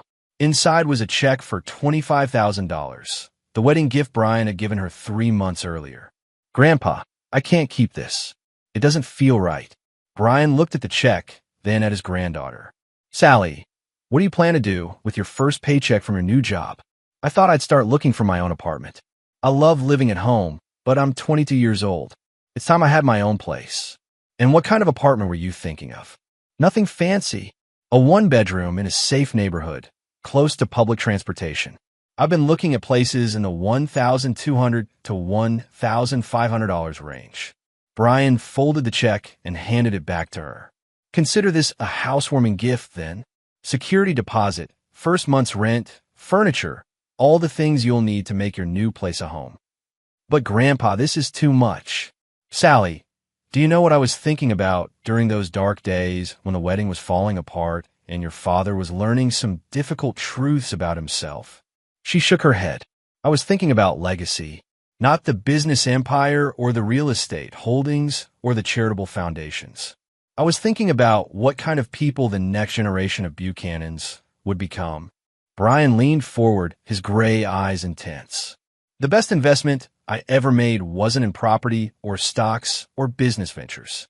It was in you, in your education, your character, your ability to make principled decisions even when they're difficult. Grandpa, that check represents more than money, Sally. It represents my confidence in your judgment, my pride in your strength, and my excitement about the woman you're becoming. Sally felt tears starting, but they were good tears, tears of gratitude and love and the deep security that comes from being truly seen and valued. I love you, Grandpa. I love you too, sweetheart, more than you'll ever know. As Sally left that afternoon, Brian returned to his desk and pulled out a leather-bound journal he'd been keeping for 40 years. In it, he recorded not just business transactions and investment decisions, but family milestones and personal observations.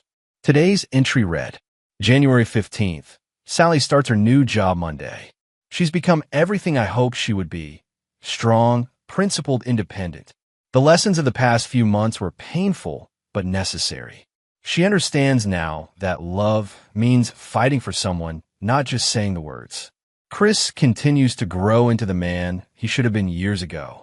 Work ethic improving, personal relationships stabilizing. Rebecca seems happier than she's been in years. Hugo Shannon's company passed all compliance inspections. His son Shane is apparently in therapy, learning to stand up to his parents. Perhaps there's hope for him yet. The wedding that never happened accomplished more than most weddings do. It revealed character, tested loyalty, and forced everyone involved to examine their priorities. Sometimes the greatest gift you can give someone is the chance to discover who they really are when everything they thought they wanted is taken away. Sally will be fine.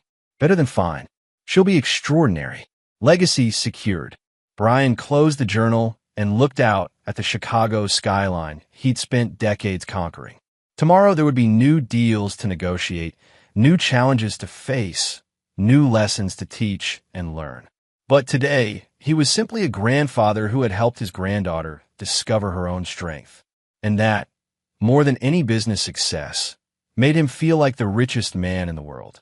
Outside his window, The city hummed with the energy of millions of people pursuing their dreams, making their choices, learning their lessons. Most of them would never know that one of those lessons had been orchestrated by a 72-year-old man who believed that people who love you should be willing to fight for you. But Sally knew, and that was enough. And there you have it. Another story comes to an end. What did you think? I'd love to hear your thoughts in the comments below. If you enjoy this story, consider joining our community by subscribing. It means the world to us. For more stories like this one, check out the recommended videos on screen. And I'll see you there. Welcome back to another story on Infidelity Tales Lab. Before we begin, tell us, where in the world are you watching from? Now, let's dive into today's story. Chapter 1. The Foundation Cracks. Ralph Steele stood at the floor-to-ceiling windows of his penthouse office, watching the sun paint Seattle's skyline in shades of amber and crimson. At 42, he carried himself with the quiet confidence of a man who'd seen the worst humanity could offer and emerged stronger. The scar running from his left temple to his jaw, a souvenir from Kandahar, caught the dying light as he turned toward his desk. Steele Security Solutions had grown from a one-man operation to a multi-million-dollar enterprise in 8 years. What started as basic bodyguard services for tech executives had evolved into comprehensive security consulting for Fortune 500 companies. Ralph's Delta Force background opened doors that remained closed to civilian competitors, and his reputation for results kept them open. The leather chair creaked as he settled behind his mahogany desk, reviewing contracts for the week. 3 new clients, 2 contract renewals, and a government consultation that would net them close to $2 million. Life was good, or so he thought. Working late again, Sharon Steele's voice carried a familiar edge of disapproval as she entered his office. At 35, she remained the stunning brunette he'd married 5 years ago, though something in her green eyes had grown distant lately. Just finishing up, Ralph replied, not looking up from his papers. Christie's recital is tomorrow, right? You forgot. It wasn't a question. Sharon moved to the bar cart, pouring herself a generous glass of wine. She's your stepdaughter, Ralph. She's been practicing for months. Ralph finally looked up, noting how Sharon avoided his gaze. I didn't forget. I'm rearranging meetings to be there. He studied his wife's reflection in the window behind her. Everything all right? You seem tense. I'm fine. The words came too quickly. Just tired. This house, the social obligations, playing the perfect corporate wife, it's exhausting. There was something else, though. Ralph's instincts, honed by years of reading enemy movements and hidden threats, told him Sharon was lying. The way she clutched her wine glass, the slight tremor in her voice, the way she still hadn't met his eyes directly, all red flags he'd ignored for weeks. Why don't you take a vacation? He suggested. Visit your sister in California. Take Christy with you. Sharon's laugh held no warmth. And leave you here with your work? That's all you care about anyway. Before Ralph could respond, his phone buzzed. A text from his brother Roderick. Family dinner Sunday? Bring Sharon. Have something important to discuss. Rod wants us over Sunday, Ralph said, showing Sharon the message. Something flickered across Sharon's face. Panic? Guilt? It was gone so quickly Ralph almost missed it. I might not be able to make it, she said, finishing her wine in one gulp. I promised Christy we'd go shopping. Ralph's suspicions crystallized. In 5 years of marriage, Sharon had never missed a family dinner. She adored Roderick, often saying he was the brother she'd never had. The Steele brothers had always been close, Roderick managing the financial side of the business while Ralph handled operations. Their partnership had been seamless, built on absolute trust. She can come with us, Ralph said carefully, watching Sharon's reaction. No. The response was sharp, desperate. Sharon caught herself, forcing a smile. I mean, she's at that age where family dinners are torture. You go. I'll make it up to Rod later. That night, Ralph lay awake listening to Sharon's breathing beside him. She'd taken a sleeping pill, something she'd started doing recently, but her rest seemed fitful. In the darkness, he made a decision that would change everything. The next morning, while Sharon showered, Ralph activated a discreet app on his phone. One of Steele Security Services was electronic surveillance, and Ralph had access to equipment that would make the NSA jealous. Within minutes, he'd planted virtually undetectable tracking software on Sharon's phone and installed a GPS tracker in her car. Trust, once broken, was like a glass window. Even if repaired, the cracks would always show. Chapter 2. Revelations in Blood. 3 days of surveillance shattered Ralph Steele's world like a sledgehammer through stained glass. Sharon wasn't shopping with Christy or visiting friends. She was spending her afternoons at the Fairmont Olympic Hotel, room 1247, with a man Ralph recognized from security footage. The same man who'd been calling her sweetheart and baby in text messages that Ralph's software had intercepted. Vince Love. The name alone made Ralph's jaw clench. Love was a small-time construction contractor who'd bid unsuccessfully on several steel security projects over the past year. Smooth-talking, handsome in a way that probably appealed to bored housewives, and according to Ralph's background check, a man with debts exceeding his assets by considerable margin. But it was the Thursday afternoon revelation that transformed Ralph's cold anger into something far more dangerous. "You sure he suspects nothing?" Vince's voice crackled through the audio feed Ralph had established in Sharon's car. "He's too obsessed with work to notice anything," Sharon replied. "Besides, Roderick says Ralph trusts him completely. The plan will work." Ralph's blood turned to ice. Roderick, his brother, his partner, his best friend since childhood. "When do we move?" Vince asked. "Soon. Roderick's setting everything up. Once Ralph's out of the picture, we'll have control of the company, and you and I can disappear with more money than we ever dreamed of." "And the kid?" Ralph's hand tightened on his phone so hard the screen cracked. "Christy's not Ralph's biological daughter. She'll be taken care of, but she can't stay with us. Too complicated." The casual cruelty in his wife's voice, discussing his stepdaughter like an inconvenient piece of furniture, revealed a woman Ralph had never really known. The loving mother, the devoted wife, the woman who'd sworn to love him until death. All of it had been an elaborate lie. That evening, Ralph sat in his study, a glass of bourbon untouched on the desk beside him. The audio files played through his headphones while he stared at photographs on his desk. Their wedding day, family vacations, Christie's soccer games where he'd been the proudest stepfather in the stands. The study door opened, and Roderick entered without knocking, a privilege Ralph had always granted his younger brother. "Working late again?" Roderick asked, settling into the leather chair across from Ralph's desk. At 38, Roderick had the softer build of a man who fought battles with spreadsheets rather than bullets, but his green eyes, inherited from their mother, had always been warm with genuine affection. Or so Ralph had believed. "Just reviewing some contracts," Ralph replied, studying his brother's face for signs of treachery. "How are things on your end?" "Good. Really good, actually." Roderick leaned forward, excitement animating his features. "I've been working on something that could change everything for us. A major opportunity." "What kind of opportunity?" Roderick hesitated, and Ralph saw calculation behind his eyes. "It's complicated. Still working out the details." "But Ralph, we're talking about the kind of money that could set us up for life." "We're already set up for life.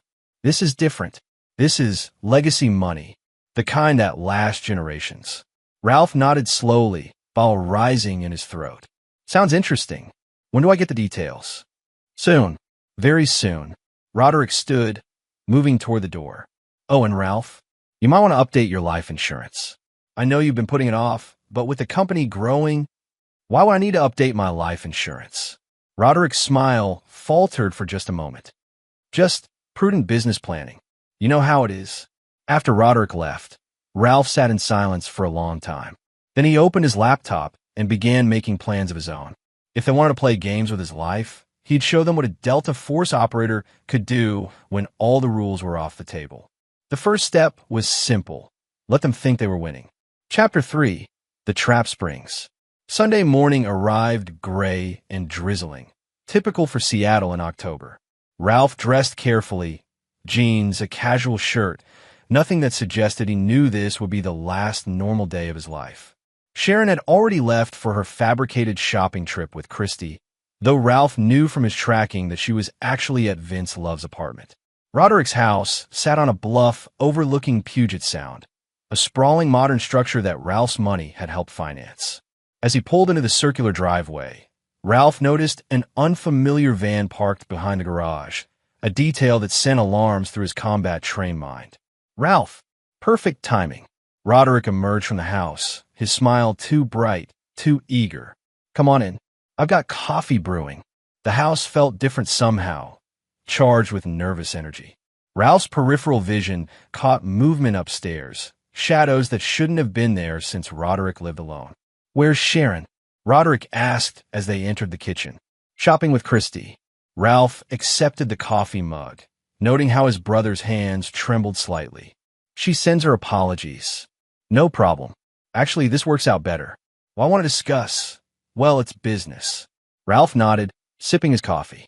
The bitter taste had an odd chemical undertone that made his veteran instinct scream. Drugged. He'd been expecting it, had taken stimulants beforehand to counteract whatever they'd use. So what's this opportunity? Ralph asked, pretending not to notice the slight sluggishness creeping into his movements. It's complicated. Roderick's voice seemed to come from a distance. Involves some restructuring of the company ownership. Ralph let his eyelids flutter, allowed his head to nod forward. Restructuring? Don't fight it, Ralph. Just let it happen. Through slitted eyes, Ralph saw Roderick signal toward the stairs. Two men descended, professionals by their movement, probably ex-military like himself.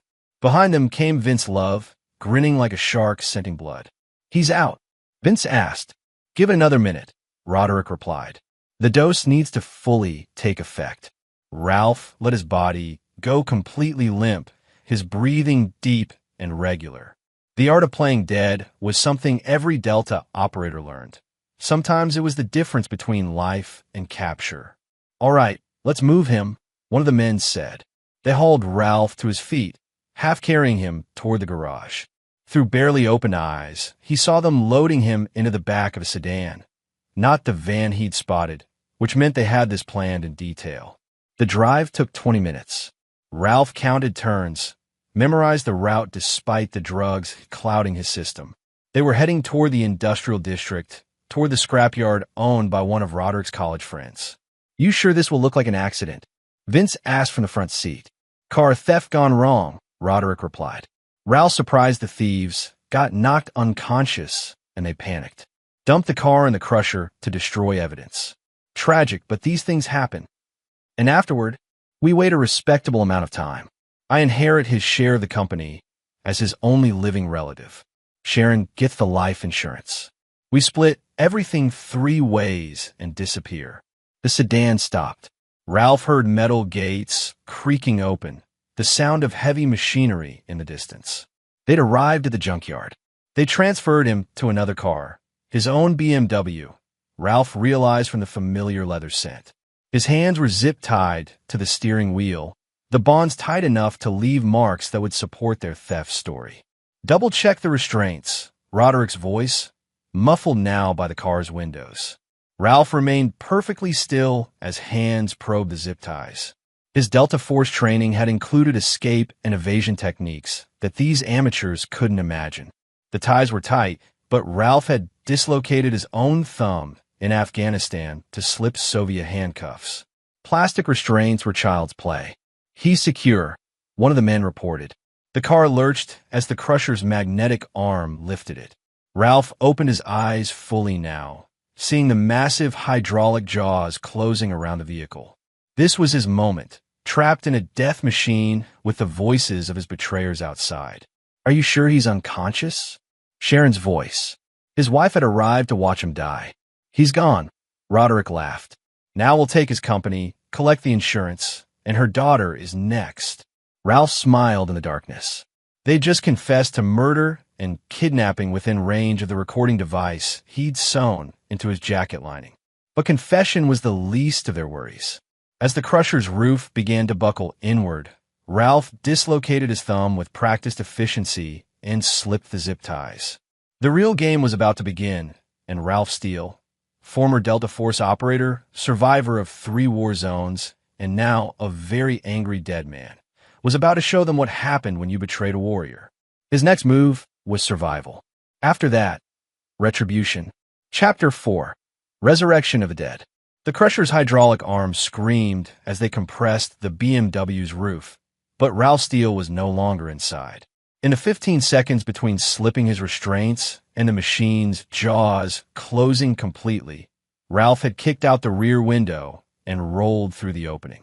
His Delta Force training kicked in, impact, roll, assess, move. He hit the scrap metal pile behind the crusher and burrowed deep, letting the twisted steel and rust-eaten car parts swallow him whole. The machine's death cry echoed across the junkyard as it finished its work, reducing what his enemies believed was his tomb to a cube of compressed metal. "It's done," he heard Roderick say from somewhere above. Ralph Steele is officially dead. Ralph remained motionless in his hiding spot, controlling his breathing, ignoring the sharp metal edges cutting through his clothes.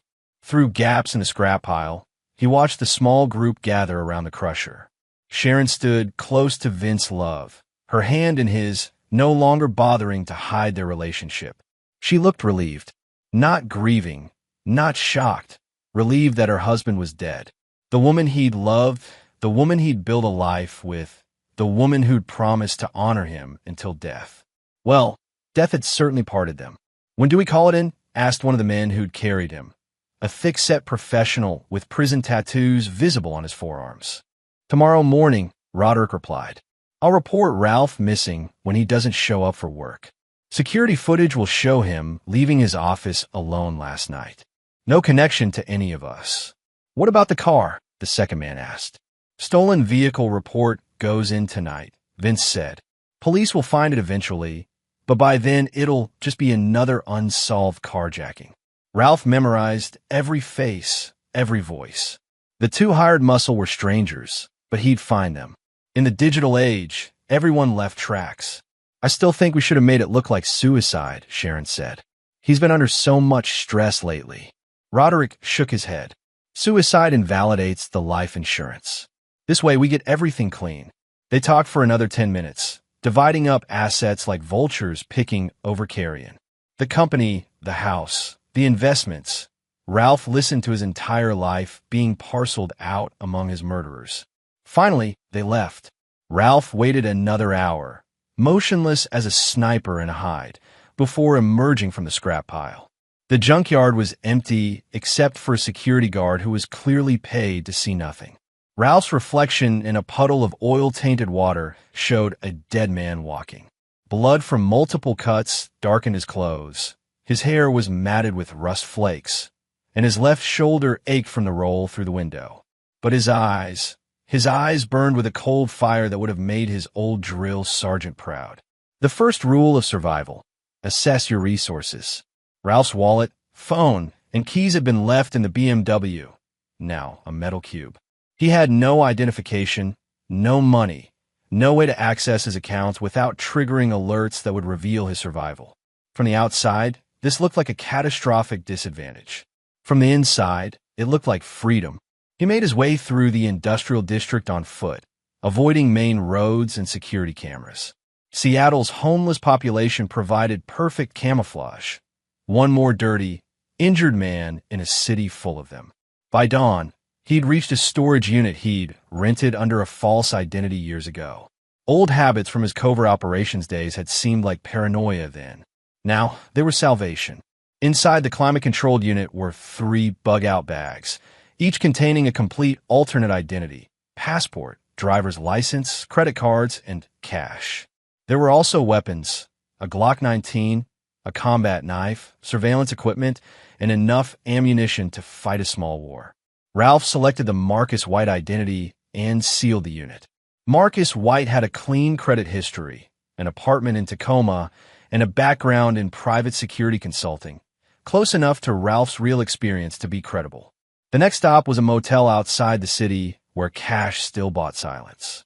Ralph showered off the blood and grime, tended his wounds with a first aid kit, and began planning phase 2 of his resurrection. His phone, a burner purchased with Marcus White's credit card, buzzed with news alerts. "Prominent Seattle businessman missing," read the headline. Roderick had played his part perfectly, reporting his beloved brother's disappearance with just the right note of concern. Ralph opened his laptop and began digital reconnaissance. Bank records, phone logs, hotel registrations. Information flowed like water when you knew the right channels. Sharon and Vince's affair had left a paper trail stretching back 8 months. The two hired killers were Lonnie Schmidt and Harry Cochran, both ex-cons with violent backgrounds. But the most interesting discovery was a safety deposit box that Roderick had opened just last week. Whatever was inside had required Sharon's signature as a witness. Ralph smiled for the first time since his death. His enemies thought they'd buried their secrets with him. Instead, they'd given him a roadmap to their destruction. The dead man was about to remind the living why Delta Force operators were feared across 3 continents. Chapter 5. Ghost in the Machine. 3 weeks after his death, Ralph Steele had become Seattle's most effective ghost. Operating from a safe house in Tacoma under the Marcus White identity, he'd spent every waking hour studying his enemies like a sniper studies targets. The digital age made surveillance almost too easy. Credit card transactions, cell phone locations, social media posts. His betrayers were living their lives in full view, never suspecting their victim was watching. The evidence Ralph had compiled would have impressed his old intelligence officers. Sharon and Vince's affair traced back to a construction project where Steele Security had outbid Love's company. Rather than accept defeat, Vince had seduced the winner's wife. But what started as revenge sex had evolved into something more dangerous, greed. Roderick's financial records revealed the first crack in the plan. The safety deposit box contained forged documents transferring Ralph's shares in Steele Security to his brother, backdated to appear as though they'd been signed months ago. Legal challenges would take years, and by then the money would be long gone. But Ralph wasn't planning a legal challenge. His phone buzzed with an encrypted message from an old contact. Package delivered. J. Jorge Fulton had served with Ralph in Afghanistan before opening his own discreet services company. No questions asked, no names recorded, no jobs too dark for his particular skill set. The package contained everything Ralph needed to know about Lonnie Schmidt and Harry Cochran. Schmidt lived in a trailer park in Everett, spending his days drinking and his nights dealing meth to supplement his disability payments. Harry Cochran had aspirations.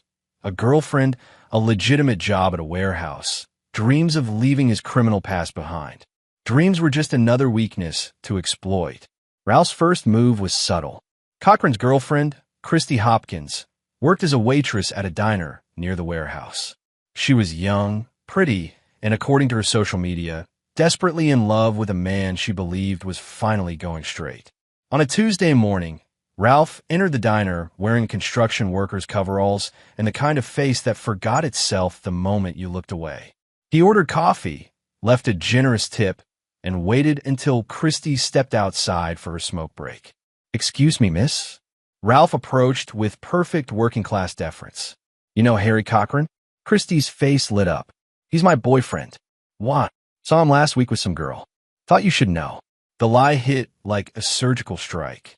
Ralph watched doubt bloom in Christy's eyes, watched her confidence crumble. He left before she could ask questions, knowing that paranoia was a poison that worked best in isolation. That evening, Cochran's phone exploded with accusatory texts. The argument escalated, voices raised in the thin-walled apartment complex where they lived. By midnight, Harry was sleeping in his car, confused and angry and desperate to prove his innocence. Phase 2 began the next morning. Ralph called Cochran from a spoof number, voice disguised by electronic distortion. "Harry, this is Schmidt. We got a problem." "What kind of problem?" "The Seattle job. Cops are asking questions. Meet me at the usual place in an hour." Ralph knew from surveillance that Cochran and Schmidt rarely met. They were acquaintances, not friends. But fear made people sloppy, and a panicked man didn't question details. The usual place turned out to be a bar in South Seattle, a dive that catered to men who paid in cash and minded their own business. Ralph arrived first, positioning himself with clear sight lines and multiple exits. Old habits died hard. Cochran arrived exactly on time, eyes darting nervously around the dim interior. He was younger than Ralph had expected, maybe 28, with the lean build of someone who'd learned to fight in prison. But Ralph had learned to fight in places where the enemy used mortars and IEDs. "Schmidt's not coming," Ralph said, sliding into the booth across from Cochran. The younger man's hand moved toward his jacket, reaching for a weapon, but stopped when he saw Ralph's eyes. Combat veterans recognized each other instinctively, and Ralph's gaze promised swift, professional violence. "Who are you?" Cochran asked, a dead man with questions. Ralph leaned forward. 3 weeks ago, you helped kill Ralph Steele. I want to know who paid you." Cochran's face went white. "Steele's dead. Saw it myself. Look again." For a long moment, they stared at each other across the scarred table. Finally, Cochran's shoulders sagged in defeat. "It was supposed to be simple," he said. "Quick job, good money, no complications." "Who hired you?" "Guy named Roderick. Said his brother was skimming from their company. Needed to be handled quietly." Ralph nodded. Roderick's story would have made sense to hired muscle. Family business, internal justice, nothing personal. "Where's Schmidt?" "Probably drunk somewhere." "Look, Mr. Steele, if you're really alive, then you know we were just hired help. This ain't our beef." Ralph studied the man across from him. Cochran had made bad choices, but he wasn't evil, just desperate and stupid. In another life, Ralph might have felt sympathy, but in this life, sympathy was a luxury he couldn't afford. "I'm going to give you a choice, Harry," Ralph said quietly. "Option 1, you disappear. Tonight. Leave Seattle, leave Washington, start over somewhere far away. Never come back." "What's option 2? Ralph's smile was colder than the grave he'd crawled out of. "There is no option 2. Cochran left the bar with shaking hands and 30 minutes to pack his life into a duffel bag. By dawn, he was on a Greyhound bus heading east, taking Ralph's mercy with him. Lonnie Schmidt wouldn't be so lucky. Chapter 6. The Purge Begins. Schmidt's trailer sat at the end of a gravel road like a festering sore on the landscape. Rusted cars and broken appliances littered the yard, while chemical smells from his meth lab drifted through cracked windows. This was where men went to die slowly, one needle at a time.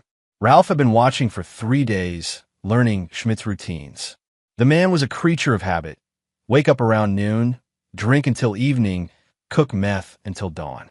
No visitors except tweakers looking to score, no phone calls except to his dealer. Schmidt had isolated himself so thoroughly that his screams wouldn't reach the nearest neighbor. Perfect. Ralph entered through the back door at 3 a.m., lockpicks making quick work of the cheap hardware. The interior reeked of chemicals, sweat, and decay. Schmidt lay passed out on a stained couch, an empty bottle of whiskey cradled against his chest like a lover. The first splash of ice water brought him around with a gasp. "What the—" Schmidt's words died when he saw Ralph sitting in the opposite chair, face partially hidden by shadows. "Hello, Lonnie." Schmidt's hand moved toward the gun tucked under his cushions, but Ralph's Glock was already aimed at his forehead. "I wouldn't," Ralph said conversationally. "Your reaction time is probably shot from all the chemicals you've been cooking. Who are you? What do you want?" "I'm Ralph Steele. 3 weeks ago, you helped murder me." Schmidt's bloodshot eyes widened. "That's impossible. You're dead. I saw. You saw a car get crushed. Big difference." Ralph leaned forward. "Tell me about the job." "I don't know what you're talking about." Ralph fired once, the bullet passing so close to Schmidt's ear that it singed the hair. The sound was deafening in the small space. "My name is Ralph Steele," he repeated calmly. "I'm a former Delta Force operator with over 200 confirmed kills. I have been tortured by professionals, and I have made hardened terrorists beg for death.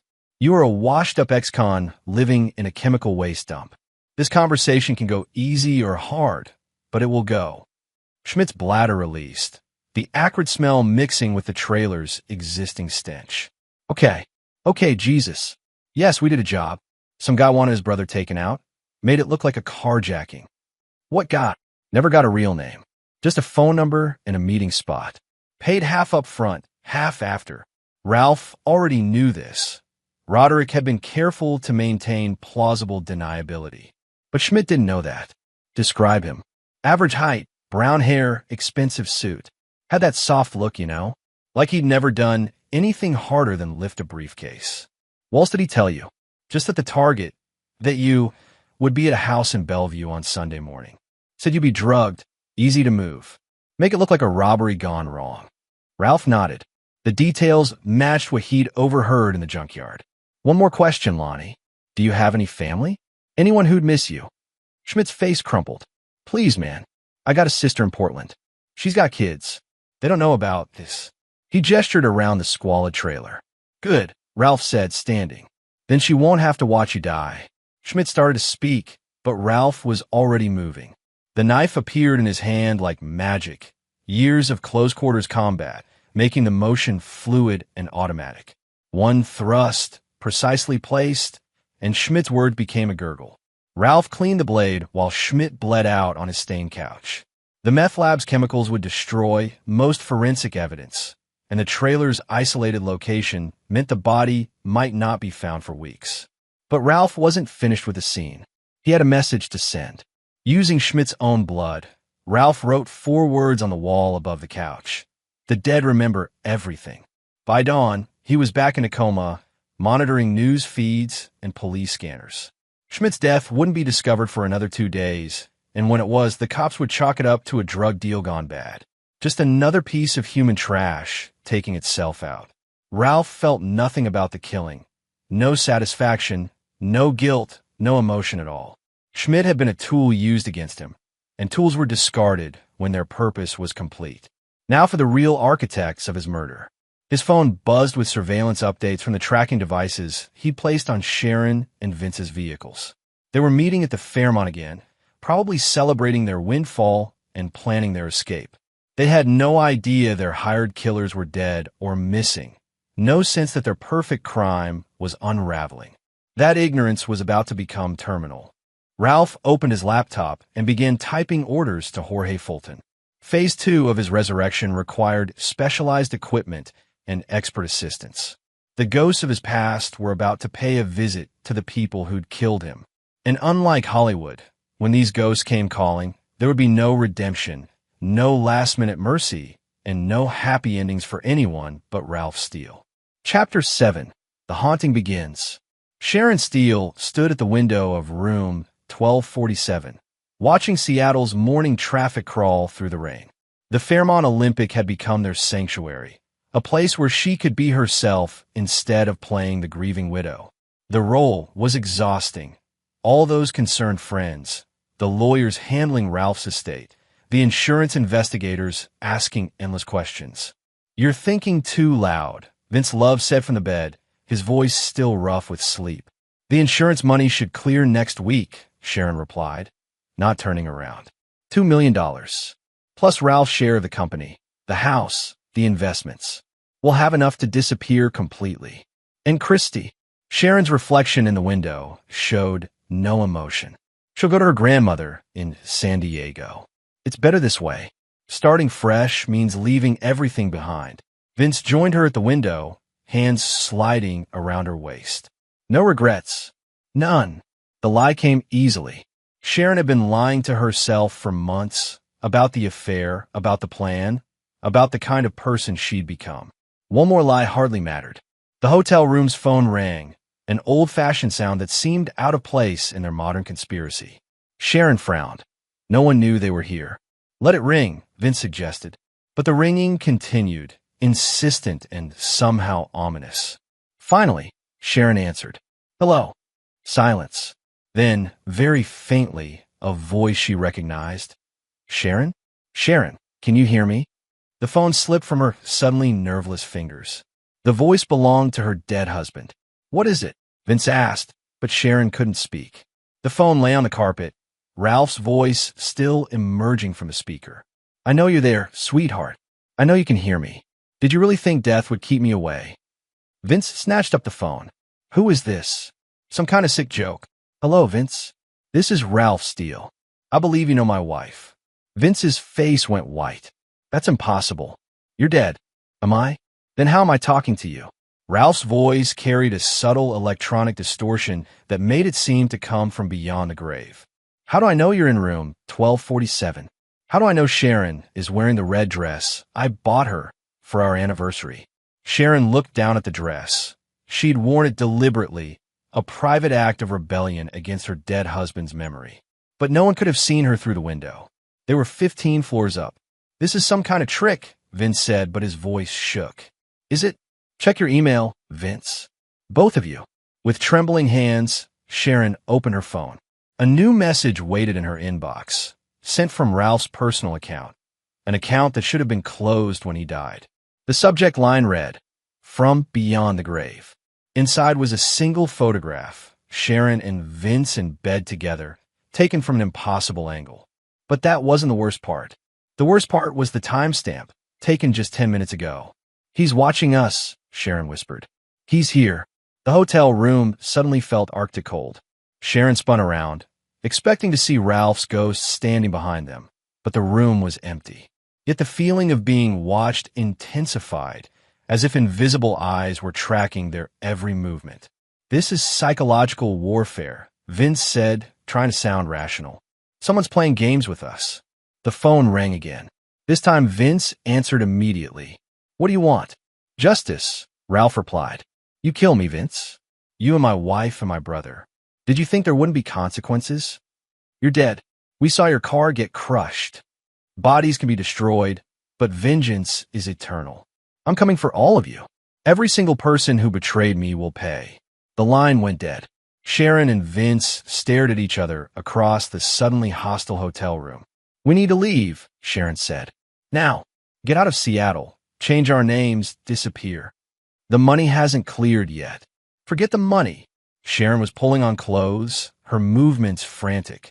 "If Ralph's alive, if he's really alive, then we're all dead. You don't know him like I do. He doesn't forgive. He doesn't forget. And he sure as hell doesn't quit." They were packed and out of the hotel within 20 minutes, abandoning their sanctuary for the uncertain safety of Vince's apartment. But even there, surrounded by familiar walls, the feeling of being watched persisted. Vince's phone buzzed with a text message. "Running won't help." "R." Then Sharon's phone. "I know where you live. I know where you work. I know where Christy goes to school." The mention of her daughter sent Sharon into full panic. She called Christy's school, demanding the girl be picked up immediately. Then she called her mother in San Diego. "Mom, I need you to take Christy for a while. It's an emergency." "What kind of emergency?" Sharon couldn't explain without revealing her crimes. "Just please, I'll send her on the next flight." That evening, they drove Christy to the airport in silence. The teenager sensed something was wrong, but didn't ask questions. She'd learned that adult problems were often beyond her understanding. "When will I see you again?" Christy asked as they reached the security checkpoint. Sharon hugged her daughter fiercely, breathing in the scent of her shampoo. "Soon, baby. I promise." It was another lie. Sharon suspected she'd never see Christy again. As the plane taxied toward the runway, Sharon's phone rang one final time. "Smart move," Ralph's voice said. "The innocent don't deserve to suffer for the sins of the guilty." "What do you want?" Sharon asked. "What I've always wanted. The truth, justice, and maybe a little bit of revenge." The connection ended, leaving Sharon alone with her terror and the growing certainty that her dead husband had become something far more dangerous than the living man she betrayed. Chapter 8. Blood and Betrayal. Roderick Steele stood in his brother's former office, surrounded by the trappings of a life cut short. Ralph's diplomas, his military commendations, family photographs, all of it would be boxed up and stored, making room for new management. The company that Ralph had built from nothing would soon belong entirely to Roderick. If only the guilt wasn't eating him alive. The intercom buzzed. "Mr. Steele? There's a Detective Williams here to see you." Roderick's stomach clenched. "Send him in." Detective Daniel Hodge was a 20-year veteran with tired eyes and a rumpled suit that had seen better days. He carried himself with the weary competence of a man who'd investigated every sin humanity could devise. "Mr. Steele, thank you for seeing me." Hodge settled into the chair across from Roderick's desk. "I have some questions about your brother's disappearance." "Of course. Anything I can do to help find Ralph." "That's just it. We did find him. Or what's left of him." Hodge opened a folder, revealing crime scene photographs. "A junkyard worker discovered human remains in a crushed vehicle yesterday. Dental records confirm it was your brother. Roderick forced himself to look at the photos, feigning shock and grief. My God, what happened? That's what we're trying to determine. The car was reported stolen the night Ralph disappeared, but the theft report came in after the vehicle was already at the junkyard. Seems like someone wanted us to think it was a carjacking gone wrong. You think it was something else? Hodge studied Roderick with the intensity of a man who'd learned to read lies in the micro-expressions of grieving relatives. Your brother had enemies? Business competitors, sure, but nothing that would lead to this. What about personal enemies? Marital problems? Financial difficulties? Roderick shook his head. Ralph was solid. Good marriage, successful business. He was living the American dream. The detective made notes, his pen scratching against paper like tiny accusations. We'll need a complete list of his business associates, recent clients, anyone who might have had a grudge. I'll have my assistant compile everything. After Hodge left, Roderick sat alone in the gathering darkness, not bothering to turn on the lights. The guilt was a living thing now, gnawing at his insides like acid. He'd told himself that Ralph would be unconscious when the crusher activated, that his brother wouldn't suffer. But the reality of murder was messier than the fantasy. His phone rang. Roderick Steele. Hello, brother. The voice froze Roderick's blood. Impossible. Absolutely impossible. But he'd have recognized that voice anywhere. Ralph, his older brother, his best friend, his victim. Who is this? Roderick whispered. You know who it is. The question is, how? Roderick's mind raced. Dental records could be faked. Bodies could be planted. His brother had been a professional soldier with connections in dark places.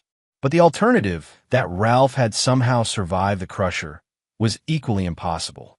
The police found your body, Roderick said. Did they? Or did they find what I wanted them to find?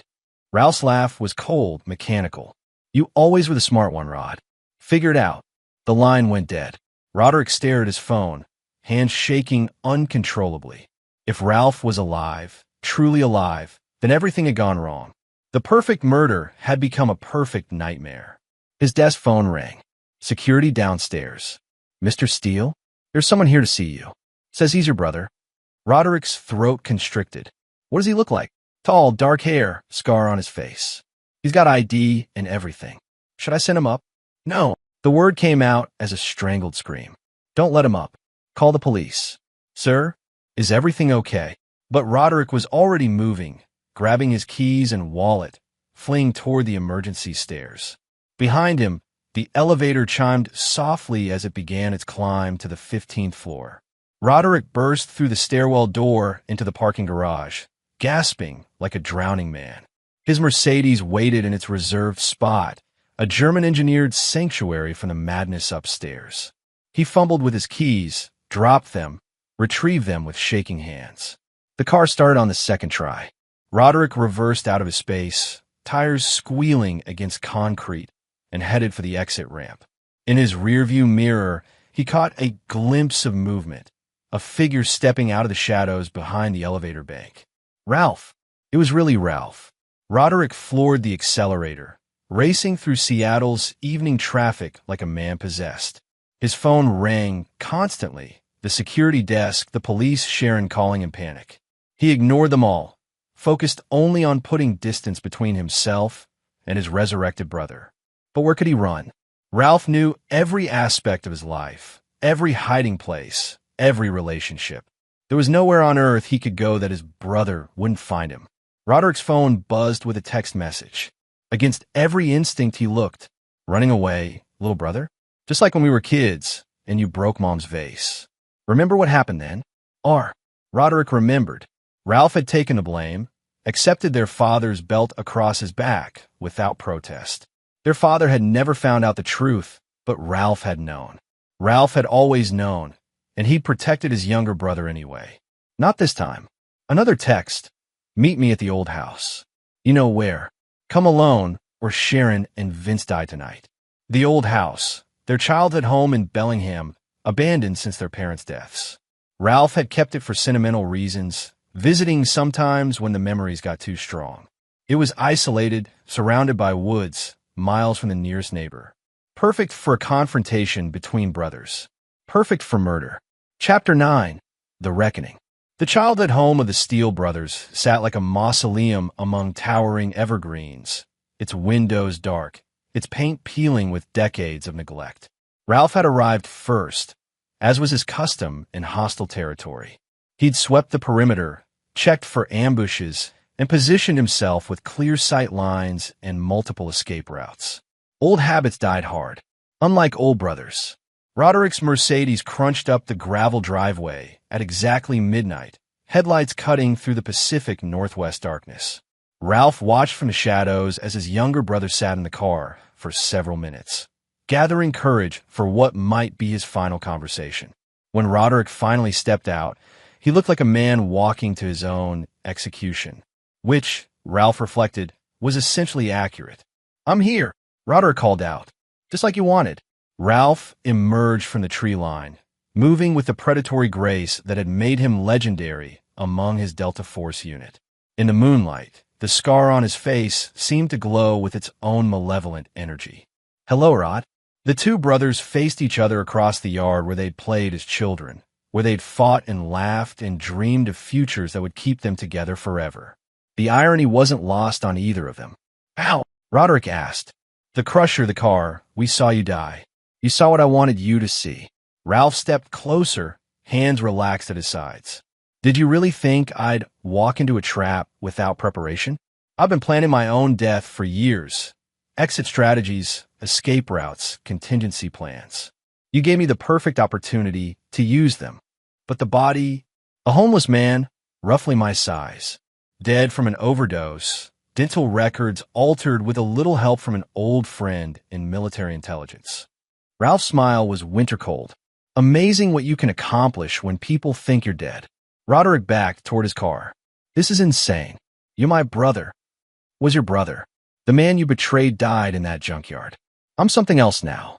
It wasn't supposed to happen like this. Sharon, she seduced me. Said you were abusive, that she was afraid of you. I thought I was helping her escape." Ralph's laugh echoed off the abandoned house. "Even now you're lying. To me, to yourself. You wanted what I had, the money, the success, the respect. Sharon was just the excuse. That's not true, isn't it?" Ralph pulled out his phone, pressed play on audio file. Roderick's own voice emerged from the speaker. Ralph's always been the golden boy. Perfect soldier, perfect businessman, perfect husband. Just once, I want to be the one on top. The recording was from a conversation with Sharon 6 months ago, captured by surveillance equipment Ralph had placed throughout their lives once he'd suspected the affair. "You've been watching us," Roderick whispered. "For months. I know about the forged documents, the insurance fraud, the plan to kill Christy once the money cleared. Did you really think you could outsmart someone trained in psychological warfare?" Roderick's legs gave out, and he collapsed onto the gravel. "Christy? We never planned to hurt Christy. Sharon did. I have recordings." Ralph crouched down, bringing his face level with his brother's. "She called her an unnecessary complication.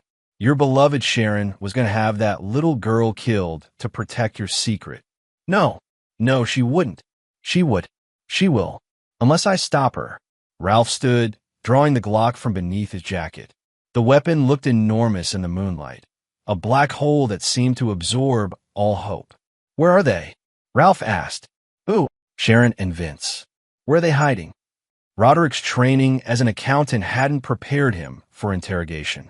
The location spilled out of him like water from a broken dam. Vince's cabin. Lake Chelan. They're waiting for the insurance money to clear. Ralph nodded. He'd suspected as much. It was the kind of romantic hideaway that would appeal to Sharon's sense of drama. "Thank you," he said, and pulled the trigger. The gunshot echoed across the empty landscape like the voice of judgment itself. Roderick Steele, betrayer of blood, thief of trust, co-conspirator and fratricide, slumped forward onto the gravel that had once cradled their childhood games. Ralph felt nothing. No satisfaction, no grief, no sense of completion. His brother had chosen this path the moment he decided to play God with Ralph's life. The consequence was always going to be the same. The drive to Lake Chelan took 3 hours through winding mountain roads. Ralph used the time to prepare his equipment, zip ties, duct tape, the combat knife he carried through 3 war zones. He also called Jorge Fulton with final instructions for cleaning up the cabin afterward. Some crimes required professional erasure. Vince Love's cabin sat on a bluff overlooking the lake, its windows glowing warmly against the pre-dawn darkness. A romantic retreat for murderous lovers. Ralph could see them through the picture window, Sharon cooking breakfast while Vince read something on his laptop, probably checking their offshore accounts. They looked so normal, so innocent. Like any couple enjoying a weekend getaway, instead of 2 killers waiting to claim their blood money. Ralph disabled the cabin's power with wire cutters, plunging the interior into darkness. Then he waited, watching through night vision goggles as Sharon and Vince stumbled around, looking for flashlights and fuse boxes. The front door wasn't locked. People in love often felt invulnerable. Ralph entered silently, moving through the darkness like the ghost they'd tried to make him. He found them in the kitchen, using his cell phone's flashlight to examine the electrical panel. "Problems?" he asked. Sharon screamed. Vince spun around, reaching for a pistol that wasn't there. Ralph had already relieved him of it during his reconnaissance. "Hello, sweetheart," Ralph said to his wife. "Miss me?" In the phone's weak light, Sharon looked like she'd aged a decade in 3 weeks. Her face was gaunt, her eyes hollow with sleepless nights and guilty conscience. She'd lost weight, and her hands shook like autumn leaves. "You're dead," she whispered. "You have to be dead. I got better." Vince tried to rush him, but Ralph was ready. A single precise blow to the solar plexus dropped the contractor to his knees, gasping for air that wouldn't come. "Sit," Ralph commanded, and both of them obeyed. Fear was a wonderful equalizer. Ralph zip-tied their hands behind their backs, then dragged 2 chairs into the center of the room. The interrogation position, subjects facing each other, nowhere to hide, forced to watch their partner's reactions to every question. "I want the truth," Ralph said, settling into a 3rd chair like a judge preparing to pass sentence. "All of it, starting with when you decided to kill me." Over the next hour, the full conspiracy spilled out. Sharon's initial seduction of Vince had been accidental. She'd been drunk, lonely, seeking attention her work-obsessed husband couldn't provide. But Vince had seen opportunity in her dissatisfaction.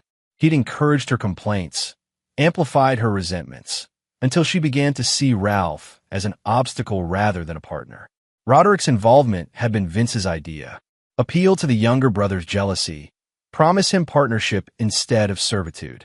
The forged documents, the insurance policies, the hired killers, all of it orchestrated by a small-time contractor who'd convinced himself he was a criminal mastermind. "And Christy?" Ralph asked.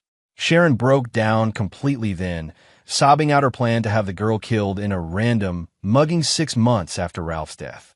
Too close to the funeral would look suspicious, but grief made people careless. A grieving mother walking alone at night, her teenage daughter trying to comfort her. Easy targets for street thugs who vanished afterward. Ralph listened to it all with the detached interest of a scientist studying specimens. These people had been parasites, feeding on his life, his success, his love.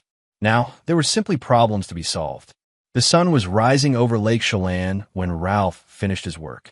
Sharon and Vince Love would be found weeks later, apparent victims of a murder-suicide brought on by guilt over Ralph Steele's death. The evidence would be convincing because Ralph had learned from the best military intelligence officers who could make reality whatever they needed it to be.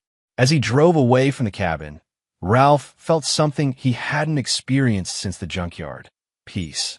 The scales were balanced. Justice had been served. The dead could finally rest. His phone rang as he reached the highway. Christy's number. "Hello, sweetheart." "Ralph? Oh God, I've been so scared. Mom put me on a plane to Grandma's house, but she won't tell me why. And then Grandma got a call from the police. They said something happened to Uncle Roderick." "I know, baby. I know. But you're safe now. That's what matters. When can I come home?" Ralph looked out over the mountains, considering his answer. Marcus White had a clean identity, enough money to start over anywhere in the world. There were countries that didn't ask too many questions about a man's past, especially when that past was buried under official death certificates. "Soon," he said. "We're going to start over somewhere new.